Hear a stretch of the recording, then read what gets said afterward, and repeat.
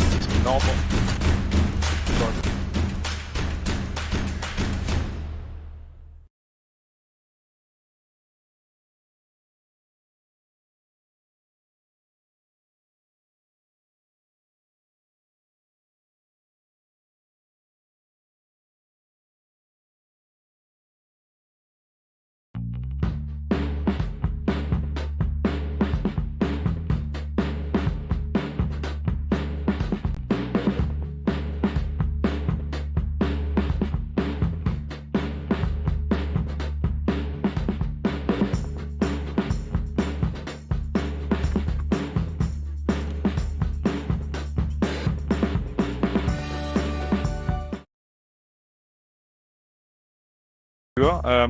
Wir haben die Hütte schon hier in Hamburg pickepacke voll und ich glaube in ganz vielen anderen Locations ist es gerade auch soweit. Der Rekordversuch hat gerade eben gestartet vor wenigen Augenblicken. Wir haben die Hütte schon hier in Hamburg pickepacke voll und ich glaube in ganz vielen anderen Locations ist es gerade auch soweit. Zeigen euch auch gleich mal so ein paar Eindrücke. Der Rekordversuch hat gerade eben gestartet vor wenigen Augenblicken. Wir stellen uns selber vor, glaube ich. Pickepacke voll. Ich glaube in ganz vielen anderen Locations. Der Inhaber des Kicks zeigen euch auch gleich mal so ein paar Eindrücke. Der Rekordversuch hat gerade eben gestartet vor wenigen Augenblicken. Wir stellen uns selber vor, glaube ich. Pickepacke voll. Ich glaube in ganz vielen anderen Locations. Der Inhaber des Kicks zeigen euch auch gleich mal so ein paar Eindrücke. Der Rekordversuch hat gerade eben gestartet vor wenigen Augenblicken. Wir stellen uns selber vor, glaube ich. Immer kurz gesehen, ich bin auch ganz dringend für die Insider natürlich selber zeigen euch auch gerade eben gestartet vor wenigen immer kurz gesehen, ich bin auch ganz dringend für die Insider natürlich selber zeigen euch auch gerade genau zu sein, immer kurz gesehen, ich bin auch ganz dringend für die Insider natürlich selber zeigen euch auch gerade genau zu sein,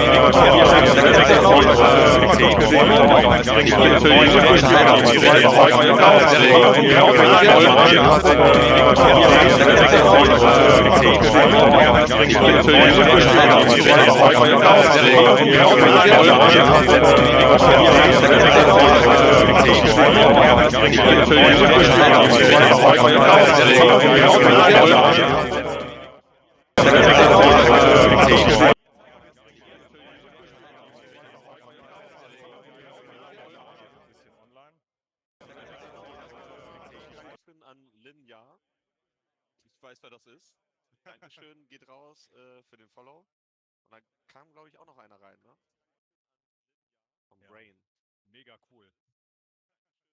So, hier haben wir erstmal einen ganz groben Überblick über das Ganze. Viele von euch, die schon mal bei uns waren, kennen das. Das ist unser Hauptraum, zumindest die Hälfte vom Hauptraum. Hier stehen normalerweise noch ein paar mehr Tische, aber aufgrund der Beschränkungen geht das natürlich nicht. Ich würde sagen, wir fangen mal ganz vorne an. Und zwar an unserem Haupttisch vor der Tribüne. Tisch Nummer 1. Ja, da wird schon gedaddelt. Man sieht's. Da wird schon gedaddelt. Erste Turnier ist schon reingestartet. Schon mal ein toter Ball. Ne? Vielleicht könnt ihr mal im Chat ein bisschen reinschreiben. Erkennt man das Bild gut? Hat man einen guten Ton? Ein bisschen Feedback wäre ganz gut am Anfang. Dann können wir es direkt einstellen und darauf reagieren. Also falls irgendwas nicht stimmig ist. Genau, wir müssen uns auch erstmal einfinden. Wir haben zwar getestet viel, aber man weiß ja nicht, wie es läuft. So, das ist Tisch 1. Ich würde sagen, wir schauen mal weiter auf den nächsten Tisch. Alles gut von Pinjet. So, das ist Tisch Nummer 2. Da steht zwar Nummer 8, aber in unserem Fall ist das der zweite Tisch. Das ist der gleiche Tischpool wie gerade eben Tisch 1. Also sie spielen eine 10er-Gruppe an 2 Tischen. Auch da haben wir tatsächlich so ein paar Möglichkeiten mal. Wenn es richtig spannend wird, können wir zum Beispiel auch mal ein bisschen näher rangehen.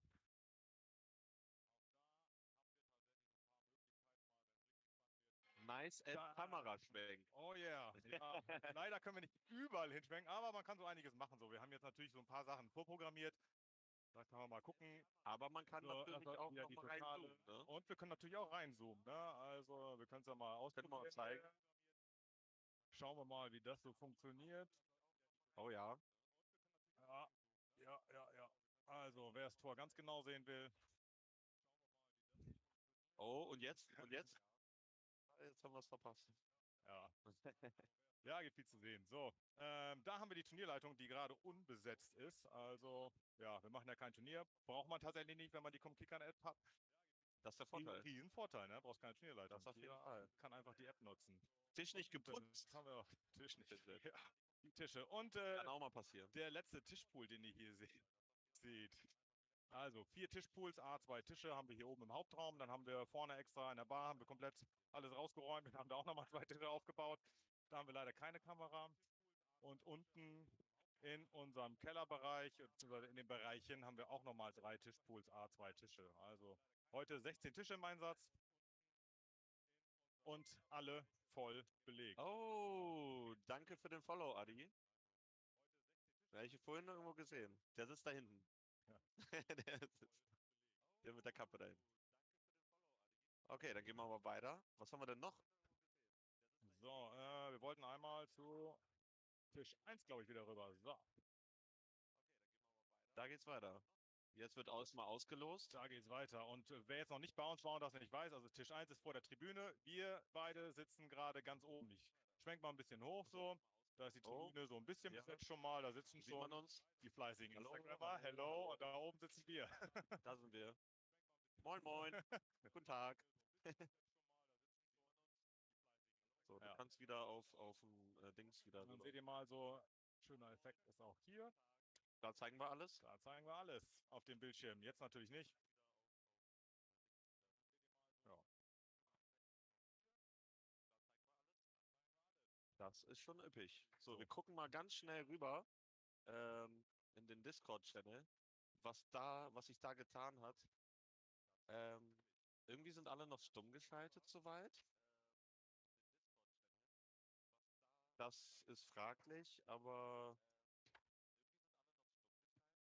wir machen, glaube ich, erstmal munter weiter, würde ich sagen, oder? Man könnte auch uns da nochmal reinsetzen. Vielleicht links rüber. Macht das vielleicht Sinn, oder? Und? Wie ihr sehen könnt, wir sind noch ein bisschen am Probieren. Das gehört auch dazu. Ich glaube, der erste Stream so seit langem, Ja. wenn überhaupt. Ja. Ja. Vielleicht so generell nochmal zum Kommkickern.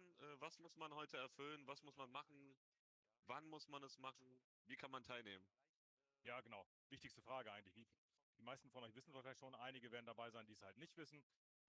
Ist also Weltrekordversuch mit den meisten teilnehmenden Kickerspielern an verschiedenen Orten auf dem ganzen Planeten quasi.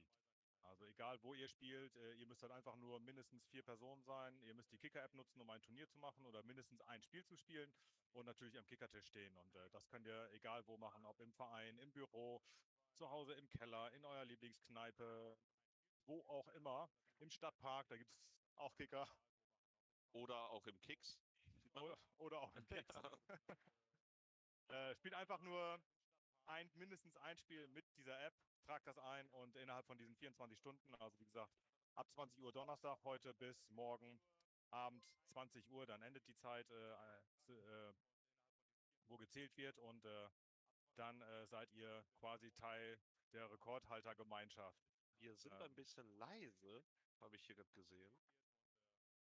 Wir gucken mal, dass wir das vielleicht mal kurz. Hörst du uns jetzt besser? TV München. Danke erstmal für den Follow. Ich habe das jetzt mal ein bisschen lauter gemacht. Vielleicht bringt das was. Kannst du vielleicht mal kurz reinschreiben?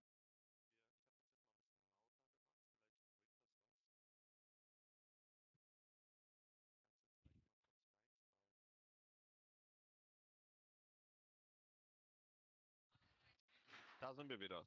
Wo willst du uns haben? Rechts oben mal. Rechts oben ist immer gut. Rechts oben ist gut. Ja. Genau. Bisschen besser ist es, aber wenig. Ja. YouTube ist auch sehr leise, oder was ist das? VT?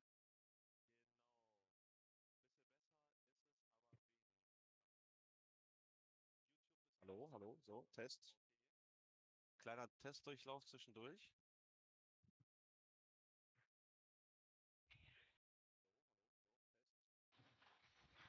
So, jetzt müsste es aber klappen. Sonst hören wir uns hier doppelt, oder? Ja. Oh, danke für den Follow. Ja, super. Und vielen Dank für das ganze Feedback. Also wie gesagt, es ist unser erstes Mal, dass wir live gehen. Die ganze Technik hilft nichts, wenn man da nicht Erfahrung hat. Ohne Erfahrung werden wir nie gut werden. Deshalb, wir brauchen viel Feedback und werden das verbessern. Ne? Deshalb perfekte Gelegenheit heute. Zeigen euch ein bisschen Spaßkickern mit Kommkickern. Wir zeigen euch den Weltrekordversuch hier live aus dem Kicks und ganz viele neue Impressionen. Und dann werden wir in den nächsten Wochen, Monaten, Jahren sehr, sehr viel verbessern können. Ne? Also gerade was Ton auch angeht. Da gibt es noch viele Optionen, aber ja, war eben in der Kürze der Zeit nicht zu schaffen. Was heißt Kürze der Zeit? Wir arbeiten ja auch jetzt schon 1,5 Jahre an dem Ganzen. Aber Man muss es testen, so man langsam muss es wird. ausprobieren, man muss sich da ist viel Schweiß drin, aber auch viel Lachen und Weinen. Auf jeden Fall. Vorgestern hatten wir einen kompletten Internetausfall hier bei uns. Wenn das heute passiert, wäre natürlich eine Katastrophe. Das stimmt, Aber das stimmt. sieht Okay, nicht passt schon. danach Ja. aus. Ich könnte es noch mal ein bisschen mehr versuchen. So, Aber Markus Schulz, schön groß zurück. Hoffe, euch geht's gut. Hoffe, ihr nehmt auch fleißig teil irgendwo oder seid am Kickern bei dir wahrscheinlich im Keller oder mit einer Live-Zuschaltung nach Neuseeland. hast du das gelesen? Nee. Eben? Wo sind wir denn? Ähm, Sind das coole Kommentatoren? Da kann sich Bela Reti mal eine Scheibe abschneiden. Das stimmt allerdings. Ich glaube, der guckt einen anderen Twitch-Kanal. Ja, ja, das kann sein. Ich mache mich selber mal ein bisschen. So ist besser, ja. Kannst du dich doppelt? Nee, ne? Nee. Kannst du auch selber regulieren ein bisschen. Ähm, ja, ich schließe daraus, dass du Fußball gerne guckst oder Fußballfan bist. Oder vielleicht ungern Fußball guckst, ne, weil Bela Reti, ne, das schreckt ja auch ein bisschen ab. Ja, ich glaube, wir haben soweit unser To-Do erfüllt und warten jetzt auf die anderen in unserem Discord-Channel. Ähm, Was muss man denn heute eigentlich erreichen, um den Weltrekord zu schaffen? Rico. Also, das Rekordinstitut Deutschland überwacht diesen Weltrekord, beziehungsweise ist dafür zuständig, das Ganze auch offiziell dann zu bestätigen. Und da das der allererste Versuch ist, diesen Rekord zu erstellen, startet man natürlich nicht mit einer Person oder mit 4 Personen an einem Kicker. Das wäre kein Rekord, sondern die haben halt schon gewisse Vorgaben. Das wären in diesem Fall sind es 200 teilnehmende Spielerinnen an 50 verschiedenen Orten. Und das ist schon erstmal eine Menge, wobei ich mir relativ sicher bin, dass wir das knacken. Also ich würde mich halt wundern, wenn nicht. Ich glaube, gerade Deutschland alleine ist schon so eine Tischfußball-Hochburg. Also da steht in jedem Vereinsheim, in jeder Jugendherberge, mittlerweile auch in ganz vielen Schulen und so, in jeder Kneipe sowieso, stehen überall Kicker rum. Und ich glaube, wir haben halt auch sehr viel Werbung gemacht und allein Nele mit ihrem Kickerbus, die ist durch ganz Deutschland getourt und hat alles abgeklappert und Werbung für den Weltrekord gemacht. Ich glaube, allein deshalb sollten wir das auf jeden Fall schaffen. Spannend wird es natürlich, wie das in der ganzen Welt aussieht. Ne? Also es gibt halt in Russland, in Australien, in Neuseeland, in den USA natürlich, in Spanien, Frankreich, wo auch immer. Das wird man alles sehen können. Ich weiß nicht, können wir die Live-Statistiken jetzt eigentlich einblenden, die aktuellen? Kann man die schon mal sehen hier? Jetzt Victor? Ist der aktuelle Weltrekord schon locker eingestellt? Hat jemand, Pinjet? Da, genau, da ist. Selbst in München und bei uns ist einiges los. Ja, das glaube ich auch. Ja, mega, super, ja. Also, Das glaube ich auch. Also, das hat auch da. Auch. Wir müssen uns die Statistik mal angucken. Ich weiß gar nicht, ob wir die einblenden können. wir gucken mal, ob das klappt. Wir haben da so ein paar Gimmicks. Ähm, Da kann man das live verfolgen, wenn der Link geht. Könnt ihr ja vielleicht mal drauf gehen. Ähm, oh, hier wird ganz schön rumgerödelt bei uns. Ja, hier geht's ganz schön ab. Was haben wir denn hier? So, da haben wir schon die ersten Statistiken. Können wir die auch einblenden für unsere Zuschauer? Die können wir auch einblenden für die Zuschauer, indem wir das so machen.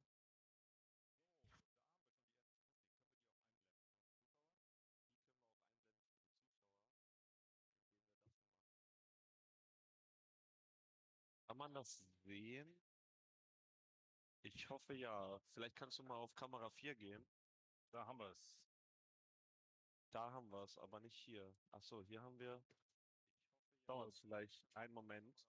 Da sind die ersten Zahlen, glaube ich schon. Also, das sieht schon mal ziemlich gut aus, was wir da sehen. Das muss man dann natürlich. Da gibt es auch schon ein kleines Feuerwerk. Das ist natürlich schon krass. Wir haben in Deutschland schon über 250 Teilnehmer und so wie ich das sehen kann, 46 Locations. Das ist schon krass, allein in Deutschland und dann darunter kommen ja die ganzen anderen noch. Also das ging relativ schnell. Wie spät haben wir es denn? Viertel nach 8. Also wir sind quasi schon Weltrekordhalter. Ich glaube, wir müssen uns höhere Ziele setzen, oder? Wahnsinn, das ist krass. Das hätte ich jetzt nicht Haben wir es jetzt schon geschafft? Oder was? Locations? Ja, also Anzahl der Locations sollten mindestens 50 sein. Da haben wir allein in Deutschland 46. Dann siehst du, da kommt schon Russland mit 4 Locations. Und 4, also wir sind auf jeden Fall schon. Ich glaube, wir haben es schon gepackt. No? Der Rekord ist schon auf jeden Fall in der sicheren Tasche. Also das ist schon. Wir können uns ja mal kurz einblenden und kurz jubeln. So, wir können ja mal hier nochmal gucken. Wie ihr sehen könnt, natürlich, auf der ganzen Welt ist was möglich. Man kann überall kickern. Stellt euch einen Kicker hin, geht in eine Kneipe, wie Rico schon gesagt hat. Hier haben wir das Overall, ne? Das sind die Player. Das sind die Live-Player, soweit. Ah, okay, die werden dann aber kumuliert nochmal. So verstehe ich das. Ja, also super coole Statistik da hier. Triple World Record. Triple World Record. Da wollen wir hin. Also, das ist das nächste. Und hier bei Location Double World. Dann haben wir es ja schon geschafft. Ah, Wahnsinn. So. Ja, wer hätte das gedacht? Also ich weiß vom Kommkickern-Team so, wir waren die letzten Tage, Wochen halt echt viel am Schätzen und am Bangen und ja, wie wird's denn wirklich und machen da wirklich Leute mit und ja, sieht schon sehr gut aus. Finde ich mega. Und wenn ihr so ein bisschen die Hintergrundgeräusche hört bei uns, dann die Leute sind auch schon ganz schön was haben wir denn hier? und im Kickerfieber. Ah, okay. Jetzt. So, wir sind wieder in der Statistik drin. Wir haben es geschafft. Yeah. Aber das war auch einfach, oder? Ja. Nächstes Jahr brauchen wir andere Zahlen. Ja, oder? So, da gibt es nochmal ein Follow von Jam Tablet. Dankeschön. Grüße gehen raus. Viel Spaß euch heute Abend. Dankeschön. Dir auch. Wir hoffen natürlich, dass du auch mitkickerst irgendwo auf dieser Welt. Ich gehe jetzt nochmal raus und zeige euch. So, wir sind wieder. So, hier seht ihr Tisch 1. Ich zoome noch mal ein bisschen rein. Da vorne seht ihr, wer den Kickerbus mal live gesehen hat, der wird den jungen Mann kennen. Der Marc ist da und spielt sich ein bisschen warm für seine nächste Partie. Und auf der Tribüne sitzen auch Nele da ganz links. So, Nele und keine Bange, sie sieht das auch. Oh, Nele. Nele. Nele, wink doch mal, wir haben dich. Nele, wir haben dich. Ja, so schnell kann es gehen, ne? So schnell kann es gehen. So, nochmal kurz zurück zum Chat, wollte ich sagen. Tisch 2? Tisch 2 sollten wir vielleicht auch mal zeigen, ne? So, was ist denn da los? Ein bisschen Kicker-Action wollen wir euch ja auch zeigen, ne? Also. Oh, steht da eine Weltmeisterin am Tisch? Da oder? steht eine Weltmeisterin. Und zwar links hinten im Tor Berlin. Und vorne Jule gegen Clemens und Judith.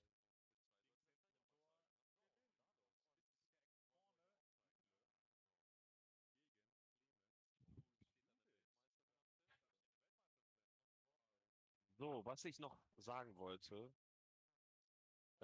und auch machen wollte, ich wollte euch da draußen noch mal ein paar Gimmicks mitgeben an die Hand.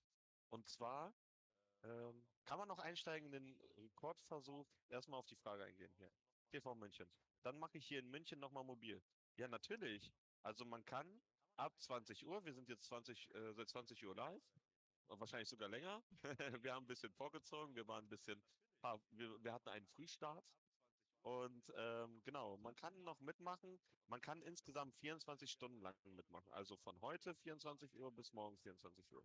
Zumindest in unserer, 24 Uhr sei ich schon. 20 Uhr natürlich. 20 Uhr morgen, Ja, morgen bis 20 Uhr. Insgesamt 24 Stunden, das meine ich. In unserer Zeitzone zumindest. Ja. Wenn du jetzt natürlich ein Turnier startest und nochmal schnell irgendwie nach Indien fliegst, dann hast du vielleicht nochmal Glück, oder? Ja. Aber ich glaube, der Flug ist ein bisschen zu lange. Außer du hast ein Jumbo-Jet. Nochmal kurz für den Chat. Wir waren natürlich nicht so ganz faul. Wir waren sehr fleißig, was den Chat auch angeht. Ihr könnt euch ein paar Infos rausziehen, was das Kicks anbelangt, was Turniere anbelangt, was Infos anbelangt. Und dazu müsst ihr einfach nur bei Twitch ein Ausrufezeichen machen und beispielsweise Kicks. Das seht ihr gerade, das habe ich gerade gemacht. Könnt ihr mal kurz gucken. Da haben wir verschiedene Gimmicks. Man könnte zum Beispiel auch Ausrufezeichen Einzel. Das ist eben das Einzelturnier, was im Kicks ist. Ausrufezeichen Sado haben wir noch. Das ist das Samstagsturnier. Das könnt ihr vielleicht mal ausprobieren, falls euch das interessiert. Ich würde das jetzt einmal kurz reinposten, was so fürs Erste vielleicht wichtig ist und euch interessieren könnte. Und zukünftig könnt ihr mal gucken, ob ihr mal vorbeikommt im Keks, Bierchen mit uns trinkt oder auch gern Wasser und auch gern mal einfach mal zocken und Spaß haben und ja, gute Laune verbreiten. Jo, da kommt wieder ein Follow rein von Jakob. Dankeschön. Schöne Grüße gehen raus. Und wir gucken nochmal bei Discord vorbei. Wir sind irgendwie der einzige Channel, der live ist, habe ich das Gefühl. Ja. Sonst würden wir hier vielleicht auch mal was machen.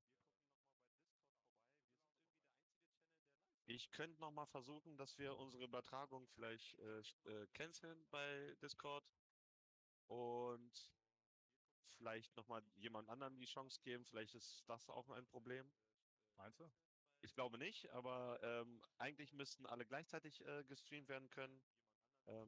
Das kann der Chat jetzt leider nicht sehen. Das ist eine andere Ansicht. Aber das dauert jetzt aber auch schon eine Weile. Mal gucken, ob die das heute noch schaffen. Die sind ja auch alle gemutet. Sonst können die ja irgendwie auch mal was sagen. Na gut, wir gehen erstmal zurück in unsere Ansicht. Ähm, Vielleicht können wir mal ein bisschen durchgucken wieder. Wir haben ja ein paar Zuschauer gewonnen jetzt.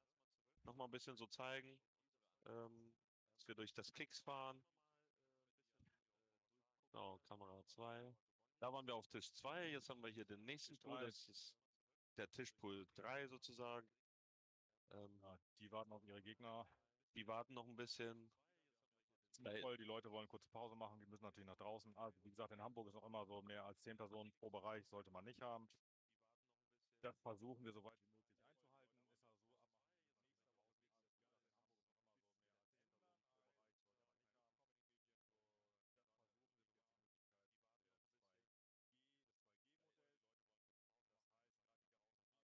auch immer so, mehr als 10 Personen pro Bereich sollte man nicht haben. Wir sind noch so ein bisschen unerfahren. Wir würden es natürlich gerne machen, weil wir dann auch, dann fällt zum Beispiel auch die Sperrstunde weg. Ne?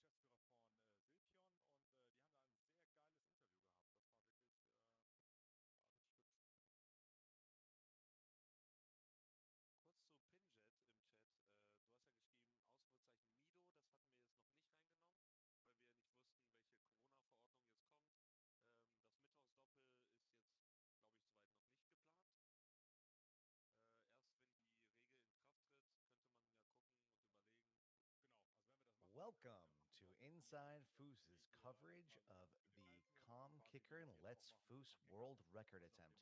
My name is Keith Glenn. I am joined alongside by the foosball persona extraordinaire and president of TornadoFoosball.com, Jason Wicks. Jason, how you doing today?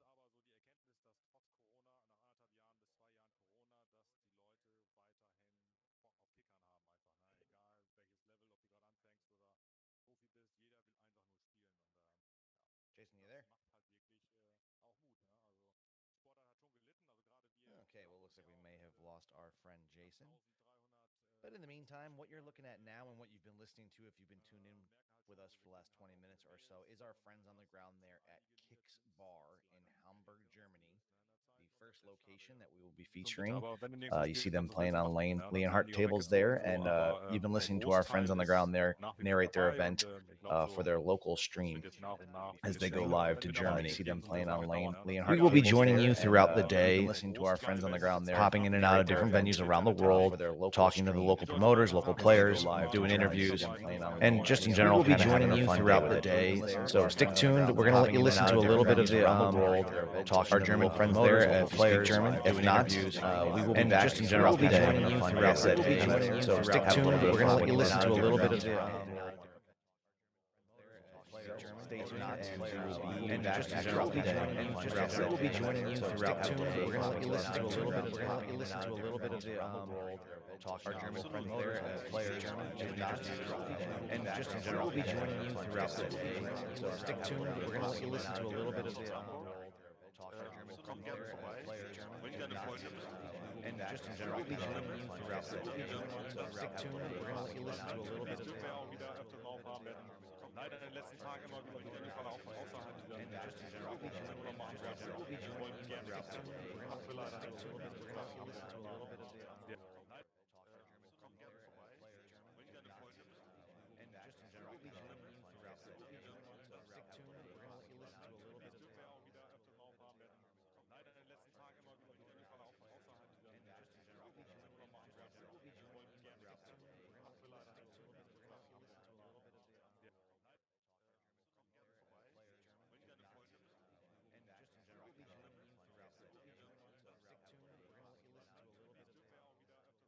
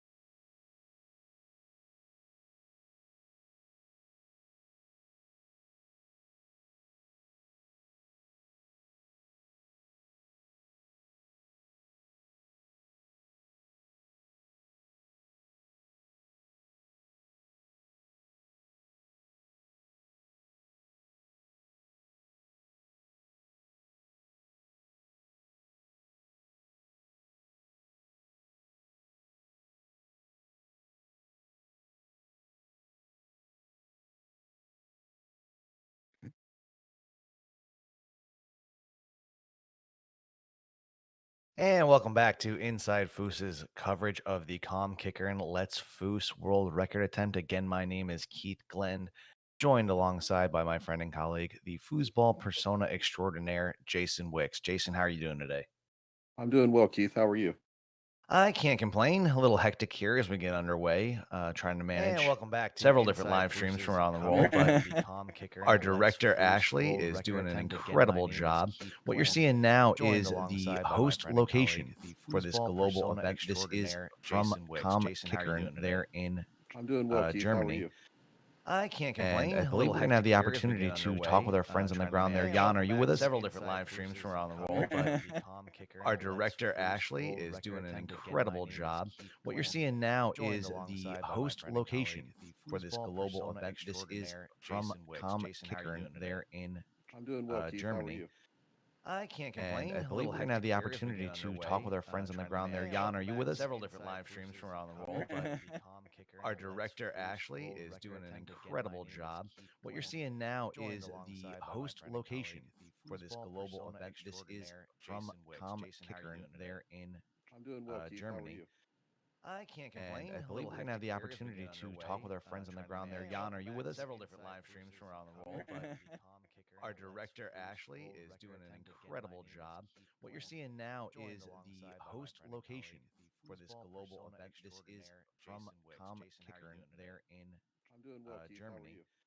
I can't complain. And I I believe believe we're we're going to have the here as we opportunity get to underway, talk with our friends on the trying to ground there. manage Jan, are you with us? several different live streams from around the world, but the Kommkickern Our Let's director Foos Ashley World is Record doing an attempt. Again, my incredible name is job. Keith What you're Glenn, seeing now joined is the alongside by my host friend and location colleague, the for this foosball global persona event. This is extraordinaire, from Jason Wicks. Jason, how are you Kommkickern doing today? there in I'm doing well, Keith. How are Germany. you? I can't And complain. I A believe little we're going to have the here as we opportunity get to underway, talk with our friends on the trying to ground there. manage Jan, are you with us? several different live streams from around the world, but the Kommkickern Our Let's director Foos Ashley World is Record doing an attempt. Again, my incredible name is job. Keith What you're Glenn, seeing now joined is the alongside by my host friend and location colleague, the for this foosball global persona event. This is extraordinaire, from Jason Wicks. Jason, how are you Kommkickern doing today? there in I'm doing well, Keith. How are Germany. you? I can't And complain. I A believe little we're going to have the here as we opportunity get to underway, talk with our friends on the trying to ground there. manage Jan, are you with us? several different live streams from around the world, but the Kommkickern Our Let's director Foos Ashley World is Record doing an attempt. Again, my incredible name is job. Keith What you're Glenn, seeing now joined is the alongside by my host friend and location colleague, the for this foosball global persona event. This is extraordinaire, from Jason Wicks. Jason, how are you Kommkickern doing today? there in I'm doing well, Keith. How are Germany. you? I can't And complain. I A believe little we're going to have the here as we opportunity get to underway, talk with our friends on the trying to ground there. manage Jan, are you with us? several different live streams from around the world, but the Kommkickern Our director Let's Foos Ashley World is Record doing an attempt. Again, my incredible name is job. Keith What you're Glenn, seeing now is joined the alongside by my host friend and location colleague, the for this foosball global persona event. This is extraordinaire, from Jason Wicks. Jason, how are you Kommkickern doing today? there in I'm doing well, Keith. How are Germany. you? I can't And complain. I A believe little we're going to have the here as we opportunity get to underway, talk with our friends on the trying to ground there. manage Jan, are you with us? several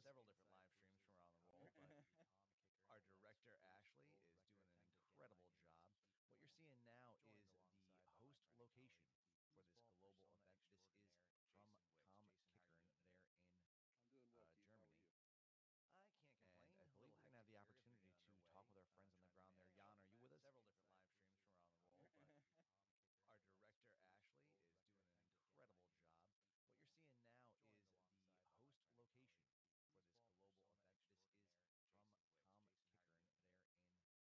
I can't And complain. I A believe little we're going to have the here as we opportunity get to underway, talk with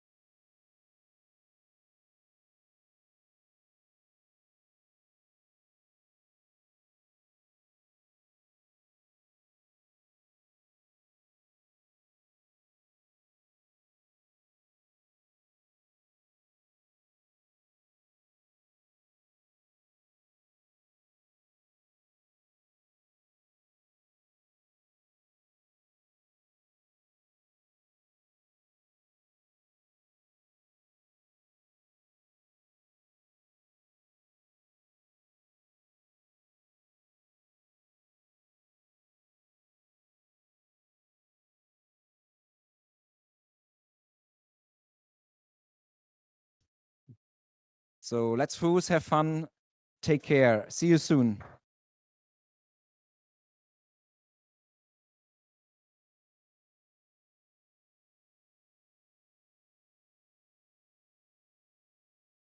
All right, and there you hear from our friend Jan on the ground in the So let's Foos, Kommkickern have fun, take headquarters care, for see you this soon. event. We might get a little background from those as they chime in, but a lot of interesting information there Jan just shared with us. We learned that in the first 8 minutes of this 24-hour period, the record had been broken. From our friend Jan on the ground in mission accomplished, but that doesn't mean that the bar can't be set a little higher. So we might get a little background. Now we'll just be seeing how high we can get the bar to go. We learned that in the That's pretty amazing. In the 8 first 8 minutes of a world this record attempt to 24-hour set the record. period, the record had been broken. I think watching this thing mission grow overnight is accomplished, definitely but going to that doesn't be a mean pretty that amazing feat once the we bar get can't to be this set time a little tomorrow. higher. So we might get a little background. Now Yeah, I we'll know we just be seeing heard how that high we can get get information there the bar to go. We learned that in the That's pretty first amazing. 8 In the first 8 minutes of a world this record attempt to 24-hour set the period, record. the record had been broken. I think watching this thing grow. I think we heard our overnight is friends definitely gonna be a pretty speculating this amazing as, feat you know, once we Foos get Talk to Live this time here tomorrow. in the States. I believe it was Diego. Yeah, I know we gentleman named Diego over there that was going to be participating in this event, and they were expecting that they could set it north of 30,000 people worldwide. Wow. So it'll be interesting to see if we can get anywhere near that. Watching this thing I think grow. we heard our Did he say the record was 200? That was all that we needed? You know, Foos Talk Yeah. Live here in the It was States. 200 I in a believe it was, 24-hour period. Diego. Yeah, I know we. Well, obviously that's the only recorded record. I'm sure that there have been more than 200 people playing in a 24-hour period. 30,000 people before that, but I That's guess correct. that was the benchmark. Yes, that was the first. That was the first mark set. I think we heard our. Did he say the record? I think Texas State probably could have set that record, Yeah, but yeah. It was 200 in a 24-hour. so it's all up from period. here. Well, obviously, and again, folks, we are coming to you live from several different locations around the globe. So we do appreciate you bearing with us as we try and figure out some of these technical difficulties.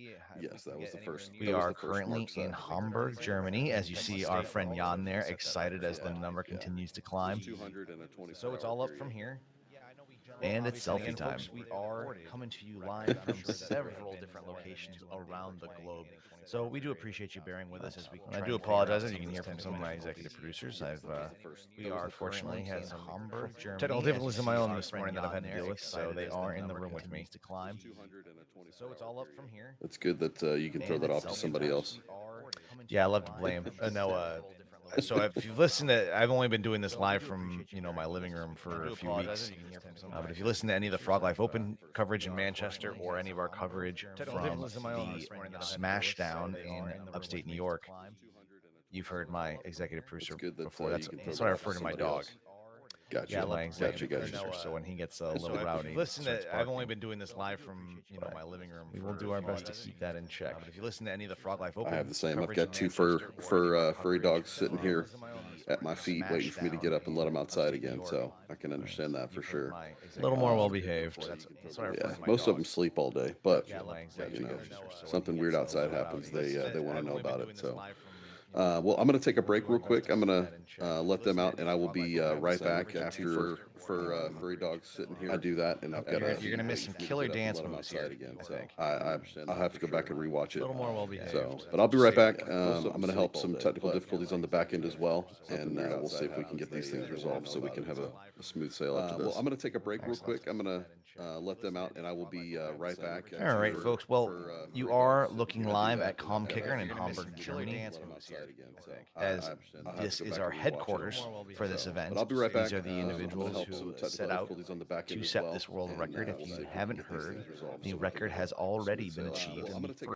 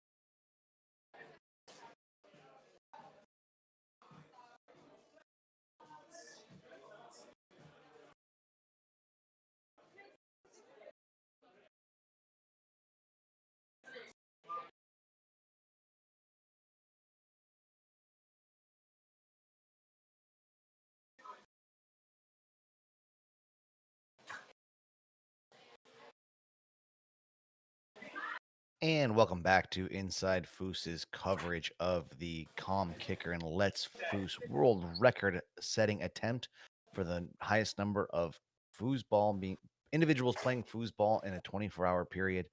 My name is Keith Glenn, being joined once again by foosball persona extraordinaire Jason Wicks. Jason? Hey, Keith, how are you doing? Good. Glad to see we got able to get some of these little hiccups figured out. Yes, sir. We are now live from London. This is Victoria Tavern in Islington, London, home of Inside Foos family members Steve Lyle and Mariam Ali. This is the TBC Foosball Club we're seeing now. Yeah, it looks like they've got, what, 4 or 5 tables there? Yeah, and properly numbered. Look like they might be Orlando tables. A lot of different table play. I know in London specifically, they play Tornado, they play Bonzini, they do play Orlando. Yes. A lot of variety over there. It's a very unique light we've got on top of those tables as well. It is something that I hadn't paid attention to, but that is something I have not seen before. Yeah, one thing I always see when I'm watching European foosball is the lack of lights a lot of times. Yeah, we saw earlier we were in Hamburg, Germany. The lights there all seem to be, or at least I noticed a few that were the hanging above the table light, not necessarily the supported by the table light. And Yeah, correct. I like the pit lighting, like we call it the pit lighting. Yeah, pit lighting. Yeah. The hanging light, I like that. Especially for our streaming purposes, you don't have the bar of the light or anything like that in the way.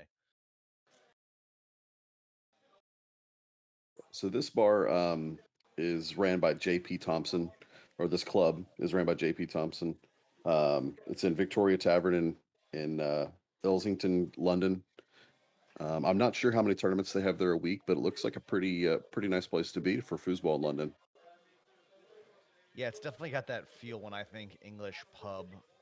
You know, we use the word pub. I don't know about you, but I say pub. I don't think any location that really exists in the United States. I think the traditional European style pub, this is exactly what that looks like to me. Yeah. That kind of cooler architecture. And this definitely, it does look, I mean, there aren't too many places, probably even in the United States, that have this many tables in a cool setting like that. Obviously, very popular sport abroad in Europe, but definitely a very cool looking venue they've got over there. Yeah, a lot of space, easy to move around. I do know of one location here in the U.S. that has a good number of tables. That would be in Louisiana, the New Orleans Club. I think they have 8 T3000s there. Oh, wow. So pretty good size. And I know there are bars that have 4 or 5 tables, but, you know, we saw earlier from Kicks in Germany, a very cool kind of modern looking building that had a ton of tables. Yeah, that is actually a bar that is designed just for foosball. It's basically just foosball only. Yeah, and we actually that was in Hamburg, Germany. There's also joining us today. I think it's called Sidekick is in Hamburg, Germany, Yes. and then the headquarters for this event, the Kommkickern folks, that was also in Hamburg, Germany. So we've had at least 3 participating locations just in Hamburg, Germany alone. Wow. Yeah, definitely not the kind of thing here. I mean, you know, there's a few states, I think, in the United States that have multiple clubs. You know, but I don't know of any city that's, you know, Tampa Bay foosball. I know down there they have a couple different bars that they will run clubs at, but I don't think that if they were doing a world record attempt like this, that they would be able to get enough folks on hand at 3 different locations. Yeah, at for sure. multiple locations at once. Yeah. So Yeah. that doesn't speak to the gravity of this over there, especially in Germany. Playing on the Leonhard over there. And if you haven't heard, we heard from our friend Jan on the ground at Kommkickern over there in Hamburg. The world record for most individuals playing foosball or table soccer in a 24-hour period has been set. It took about 8 minutes into the 24-hour period. So the record has been set. Now the question, how high can that number grow? Yeah, definitely. That's the question that we've got. If you look at the current stats right now, there's 1,079 people playing. overall, and there's 837 people playing live right now. Wow, awesome. Great to hear. That's a pretty good first. We've only been at it for about an hour and a half now. So if we can keep that pace as we move east to west around the world throughout the day. Jason, what It's time like is we're it where you being right now. It's 2:33 in the afternoon, and real quick, looks like we're being joined by Jan. He has hopped back in the room here. Excellent. Yeah, that's Jan. That's Jan on the ground in from Kommkickern, from that our headquarters for this event. Jan, can you hear us?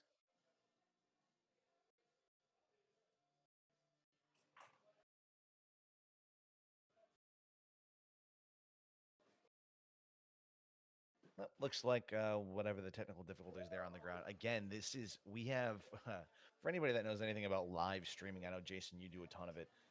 It can be, with Bearded Wonder over here. It can be kind of complicated under normal circumstances. We've got a lot of different locations with a lot of different streams coming in from all over the world. Hats off to our director Ashley. I know that she's been frantically trying to make sure that all this runs smoothly, doing a great job. But it has not gone without its hiccups. So we do thank you for sticking with us and being patient. Let's see if we got Jan back in here. Jan, can you hear us? Yeah, and speaking to the difficulties of streaming, it's hard enough to get multiple tables to stream at once. Just imagine the 86 different locations in the world, or how many of our current locations are live, trying to organize all of that. So that's pretty crazy. Yeah, it's cool that foosball, kind of a sport with maybe its brightest days in the rear view for a lot of us, at least in the United States, the golden eras of the 70s and 90s behind us. But this is really the first time that we've ever been able to do anything even remotely close to this, showing, jumping around from, community to community around the world to celebrate the global foosball community as we try to set this record. So very cool opportunity, and we're happy to be here and be a part of it as we move throughout the day. Yeah.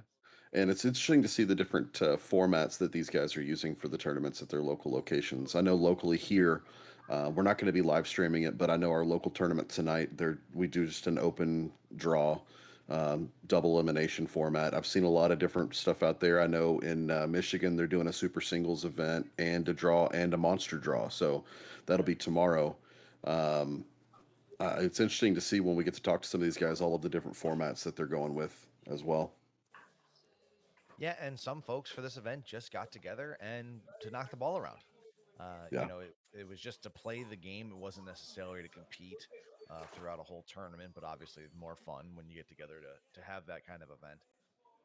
So Jason, are you expecting, you're in the Dallas area, are you expecting a big turnout tonight? Actually, I don't know. It's unfortunately a night that I'm not able to attend. My daughter plays volleyball, and this is the first game of the year for her school league. So I'm gonna go visit that. Brittany is actually my wife is actually asking if we can go out to the tournament after the volleyball game to just to kind of see what it's like. If I bring my stuff, I could probably go live at that point, but it's not a short drive to go from where we live to where that tournament is. So it'd be quite a trek. We've been averaging probably 12 to 14 teams at that location on Thursdays the last probably 5 or 6 weeks. So I anticipate 24 to 28 people there, I would assume. Oh, not bad. Pretty good turnout for a Thursday evening. And I'll be curious to see how the United States, where we are, performs against the rest of the world, right? As far as numbers and individuals participating. We are going to be going, like I said, east to west across the globe, starting in Hamburg, Germany, and finishing in Hamburg, Germany. And I think we have a couple, I'm just perusing our material here. I think we have a couple locations, even in Asia. I know we have a number of them here we will be, hopefully, assuming all goes according to plan. We've got a couple different places. We have one in Taiwan, one in Hong Kong, and obviously, everything that we will have from the United What's States. great about that stat sheet, if you guys haven't seen the link to the live stats, it's live.com. That's KOMM dash Kickern. foosball.de. It's where you can check out the live feed of all of the current stats, and you can actually click on every one of these little things and find out where it's at and what's going on. So it's kind of cool just to see the different names and the different venues that it's at, and what countries they're in. Yeah, I know at least here on the East Coast of the United States, we've got, I think it was 3 locations. I think our friends down there in South Florida, Tommy Brewer and Company, with Luke Watson, and then Buffalo, I know was going to be getting Mm-hmm. together. And That's my good Virginia. friend, Matt McCrory. Oh yeah, I've seen him. Social media world's gotten a lot smaller, and as I've had a few Facebook friends from the foosball community add me, they all start to pop up. And I've seen that name before. So he's up in Buffalo.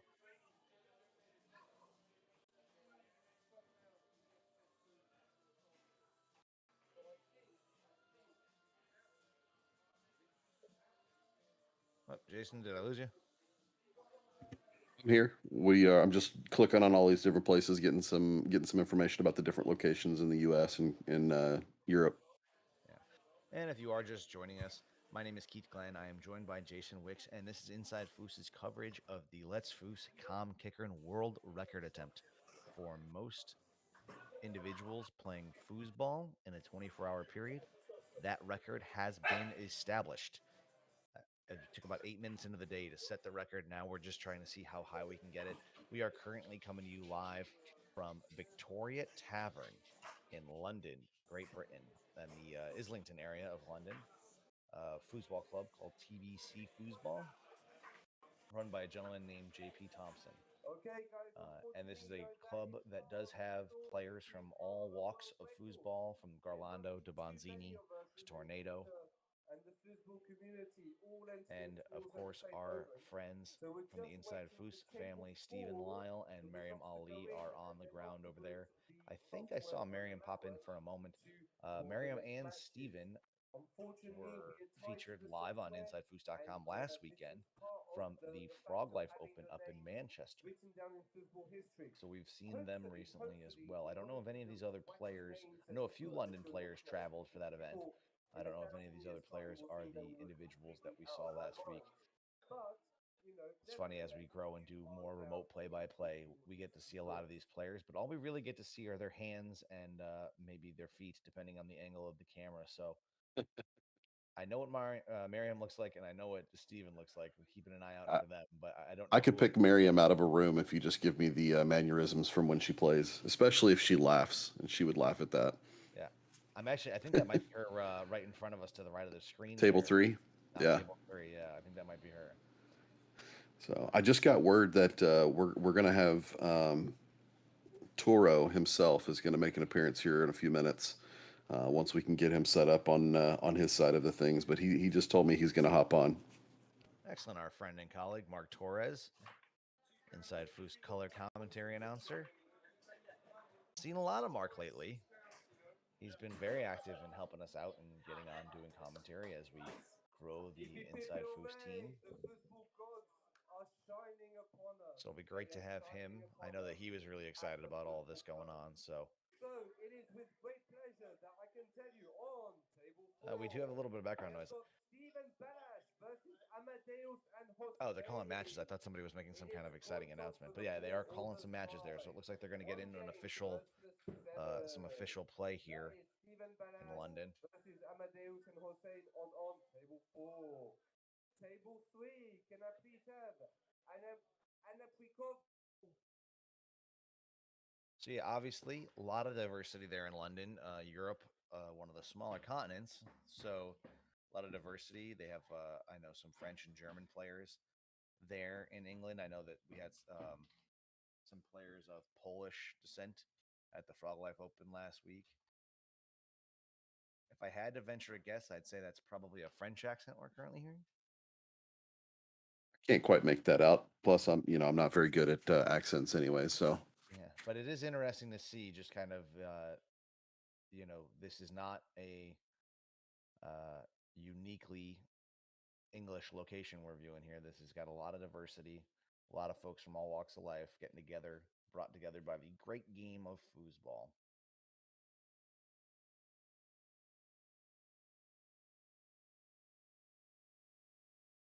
Yep, that is Miriam right there. Now to your left, that's definitely her. Yeah. Yep. There she is. So, see if I can keep an eye out for our friend Steve. I know it was mentioned that Steve may join us on air here for a little bit. Don't know if that reality will come to pass, but always great to hear from our friend Steven.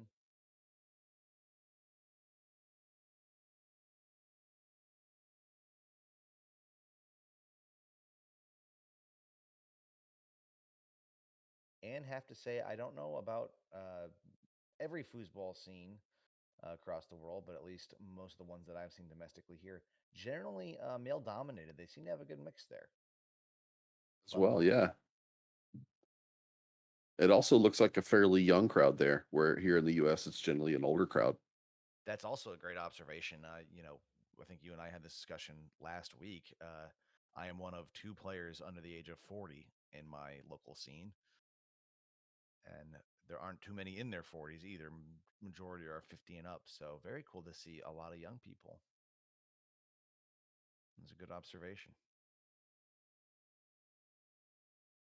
And of course, in this awesome, very unique, kind of more for fun event of the world record attempt, not the only thing coming up in the foosball world next weekend. 2 major championship events going on here in the United States, the Tornado Championships, and over in Germany, the friends will be competing in the Leonhardt World Championships as well. So a lot of good foosball and foosball related activities here in the later part of this month and early next month. Yeah, it's definitely Lionheart's definitely on my list of tournaments that I want to attend. I've played on quite a few other tables besides Tornado, and Lionheart's definitely one of my favorites. As someone who's never really played on any other kind of the tables, still relatively new to the sport, Leonhardt appears to me just physically looking at it appears like it probably plays the closest to the Tornado table. Is that a fair assessment? It has a lot of the characteristics that a tornado does. It is a little bit lighter, I would say. For me, the biggest transition that I had going to from tornado to playing on the Lionheart was the length of the foot.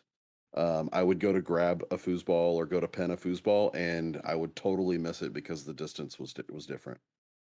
Oh, It looks like we are joined with Mark Anthony Torres. He's finally made it over here into the live channel. What's up, fellas? What are we looking at, man? What's happening? coming in prepared as always. Mark, this is the TBC Foosball Club in London, England. They are playing at the Victoria Tavern. You actually see our friend Mariam Ali right there, kind of center screen. There's also Steve Lyle's club. So a lot of good foosball going on so far. And I don't know if you heard, but we did break the record. The record has been set. Did we break it? Did we break it like in the first 10 minutes? It was 8 minutes in. The record was set. And now we're just piling on. Just pile it on. We are. We are Yes, currently yeah. the overall number is at 1,113 people. Sweet. We just get warmed up too. Yeah. Yes. Gonna So get They wild. currently at this location, they just called the first round of matches for their tournament tonight. When we get to speak with Steven, I'm looking forward to asking him what format they're going with. Probably they're wannabe Americans, so I'm guessing double elimination, dragged out into the late hours, crushing beers, 4 a.m. ends, 8-team draw your partner. My guess. Where's the karaoke? That's very specific. yeah, that was. Does that happen a lot? I've never seen that. Anyway, Dudes.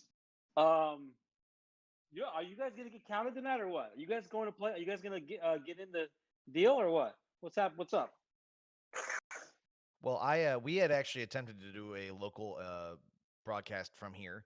Had a lot of really cool things that we were trying to do, but unfortunately, just with some things that came up, we weren't able to do that. I individually have downloaded the app. I don't know. Am I allowed to just say, "Hey, I got on my table at home"? That counts. Nope, You you, need can't do it. You need 4 people. Yeah, you got to have 4 people minimum. Yep. Wait, whoa. It's 4 entities. So you got 2 dogs, right? You need 2 dogs and a neighbor. Sign them up, bro. They just gotta touch the rods. Count it. Yep. Let me see here. Let me put something in. 1 second here.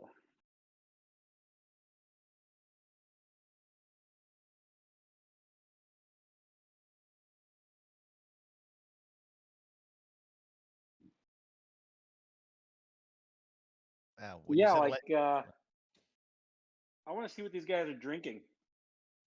Most of them have pints of beer, I would say. pretty standard foosball beverage. So I didn't really. I've seen Steve Lyle play. He's the number 2 player in UK behind Atha, and he's a lefty. I never really got to see him play though. Keith, did you get to see him play a little bit, Manchester? Yeah, actually, I did. He and his brother Chris were both there at the Frog Life Open, and Steve, I think, lost the final to Rob, if I recall correctly, the Open Singles final. I don't know what ranking system they use in the UK and what website you need to go to look that up. But I pulled them up on the American tour here, and a couple of them did have scores. And I think Chris was actually the higher ranked player on the Tornado Tour here in America. But yeah, Steve definitely had some game, and he was the type of player, we discussed adjustments. One game, he's shooting a pull shot, working a brush series. Next game, he's working a quick tic-tac series, shooting a snake shot, rollover shot. So it was cool to kind of see him get to play, and clearly somebody that knows what he's doing on the table. How does So he's a master of none. Yeah. Yes. How does this pull shot look for a lefty? A lot of lefties, they can go south trying to shoot. Is it pretty decent? I mean, yeah, it was effective. I think he shot it most of the way through the singles event, and it wasn't until he got to AFA that he committed to shooting the rollover. Gotcha. I know I'm left-handed, and I'm one of the many that do not have a pull shot. I didn't know you were a lefty, bro. Maybe I did am. know that and I forgot. That's pretty cool. That gives you an immediate advantage. It does. My 5-bar is advanced significantly faster than my pull shot did. Yeah, for sure.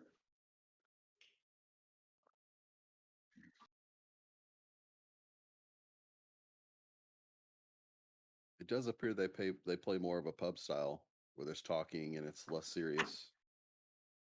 I think that happens a lot. I think that happens a lot here in the United States too, depending on the scene. I know that I've got myself in trouble playing the first and only time I ever drew a master at an event. Kind of mumble something to myself under my breath because people in our scene have full-blown conversations over the table, so I didn't know any better, and I got kind of scolded. But yeah, they definitely seem to be a little more laid back, and that could just be the nature of the day, right? That Right. we're all together for something that's kind of a little more fun than maybe the local normal weekly tournament where it's a competitive environment.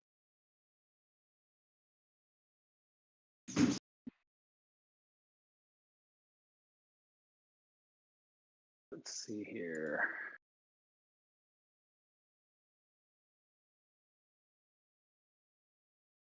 You guys, I'll be right back. I'm jumping on the Discord on my computer. Okay. Yeah.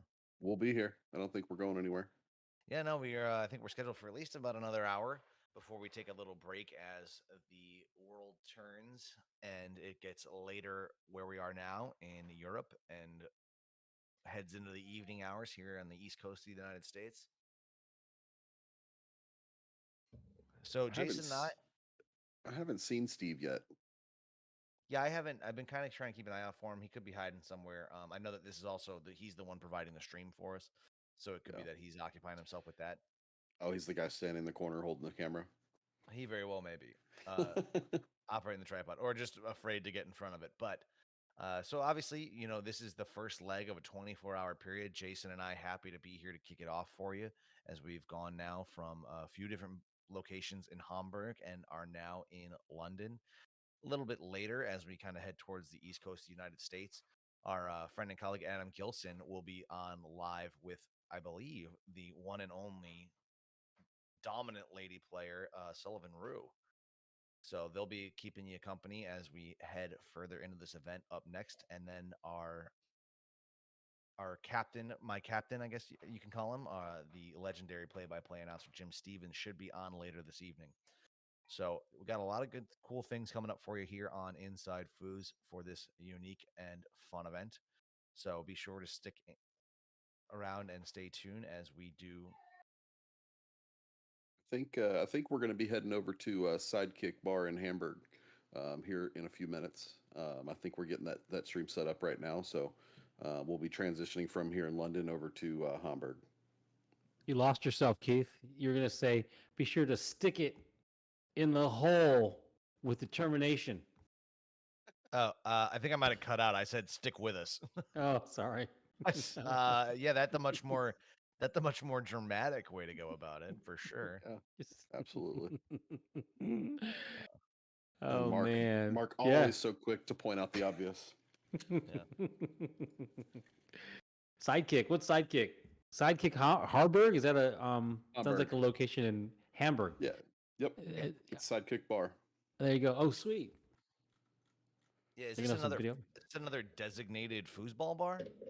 It is, yes. This is a very, very large location. They've got 3 Lionheart tables, 1 Tornado in Ulrich.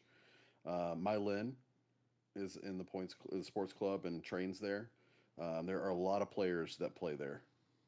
Just reading off of our notes here real quick. And Germany, so like, man, the whole iron sharpens iron.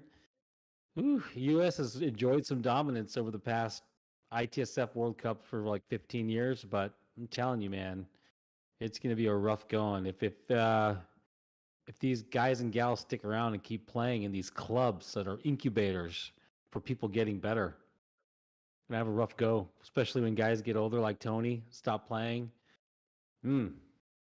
Tony's only like 37, 38, isn't he? He's not. I think he's got some. Well, dude. Well, so in foosball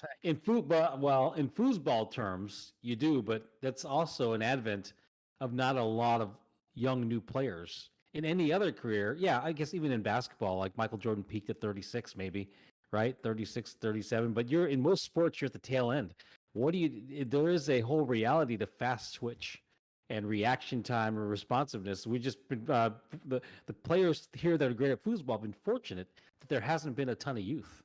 Watch these Costa Ricans coming up, man. Right? I mean, yeah, absolutely. Yep.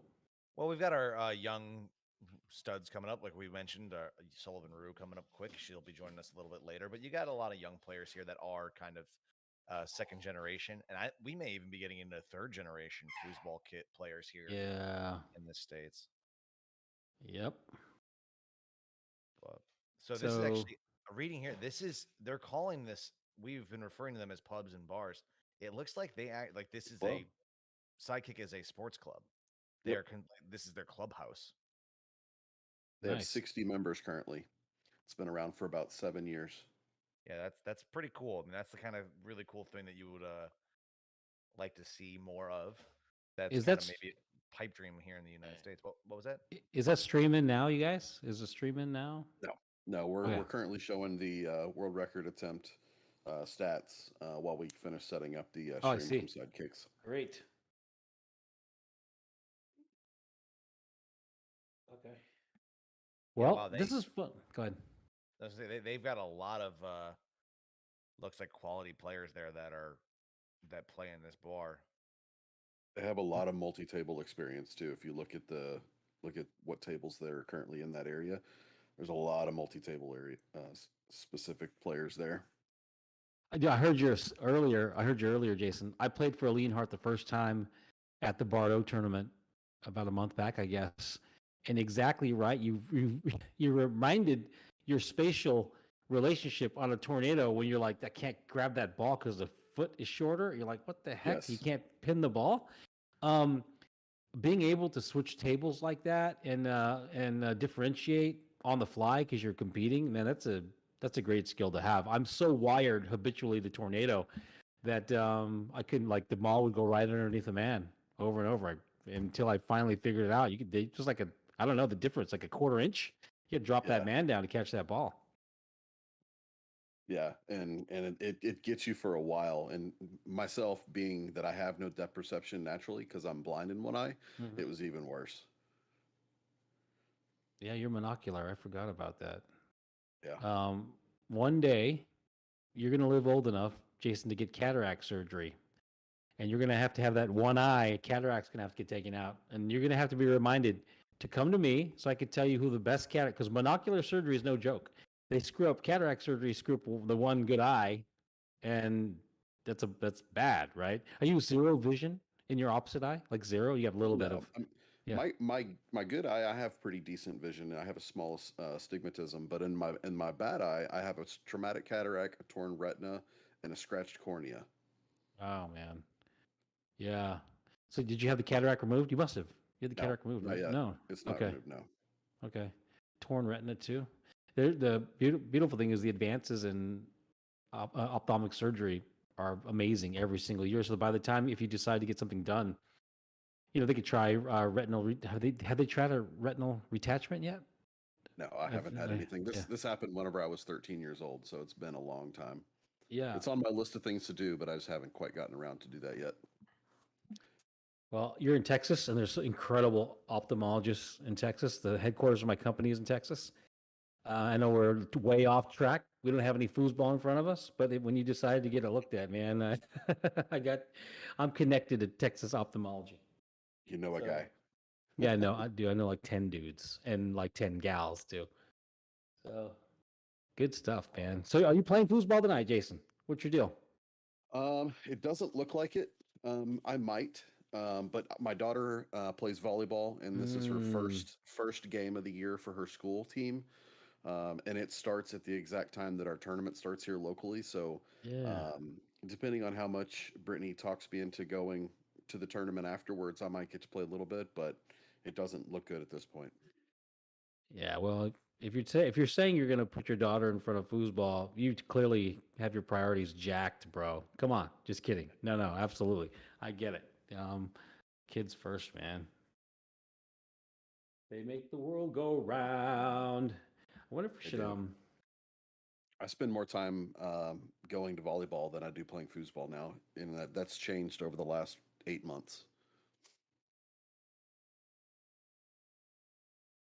You've been playing volleyball? What? He's been No, I've been going to volleyball. Okay, going to volleyball. sorry.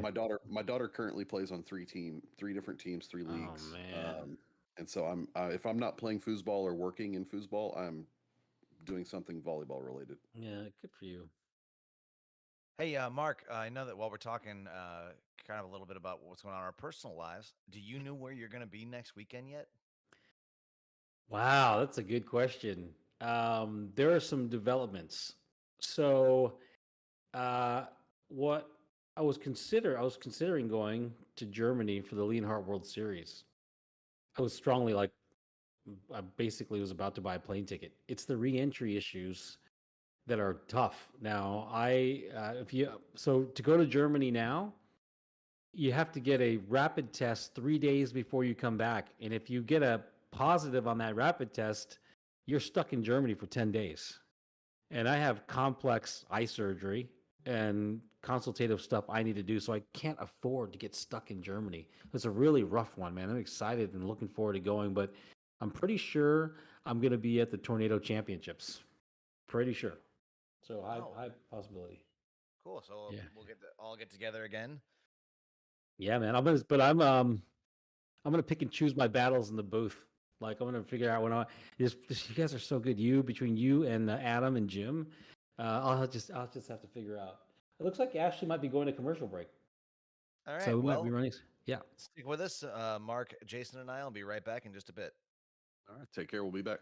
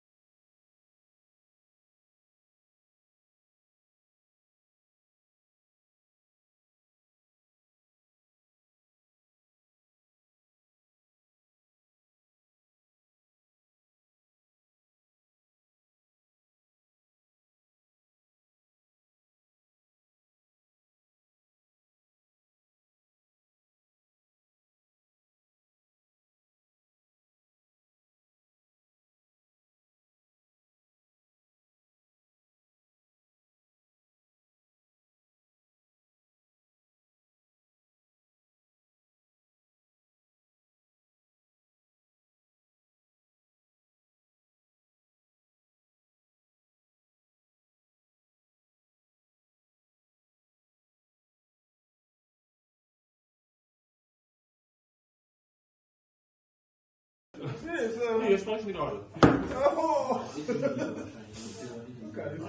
Ich fand Schief eigentlich gut, aber ich fand andersrum Schief, wenn du nicht den Ball irgendwie hast. Ich hab ihn drauf! Ich hab ihn drauf!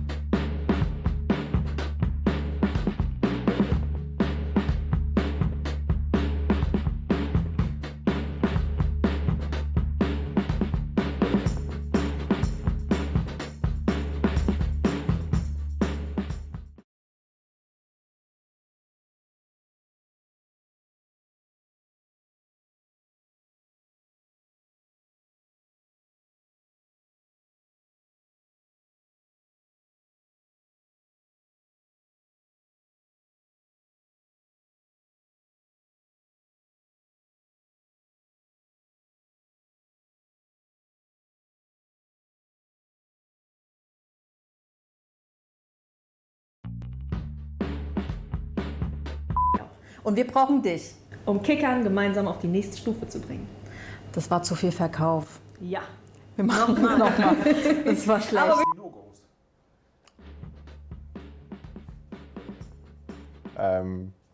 Mit mehreren Optionen. Nee, das war scheiße. Dachte ich zu viel drumherum. Die Landesverbände sind am Start. Und der deutsche Tischfußball. Das ist doch zum Und der deutsche Tischfußball. Scheiße, jetzt hab ich. Der deutsche Tischfußballbund. Weltweit. Die Landesverbände sind am Start. Der deutsche Tisch. Um einfach nur And Spaß we zu welcome haben you und back to man das auch nicht ganz so ernst nehmen sollte. the Immer. Kommkickern Let's Foos World Record Attempt. My name is Keith Glenn. Joining me Ist das Torwart-Tore. Ach, scheiße, sorry. Nochmal. Okay, dann läuft's. Also jetzt nochmal dasselbe quasi. Ja. Ein bisschen anders. Ja.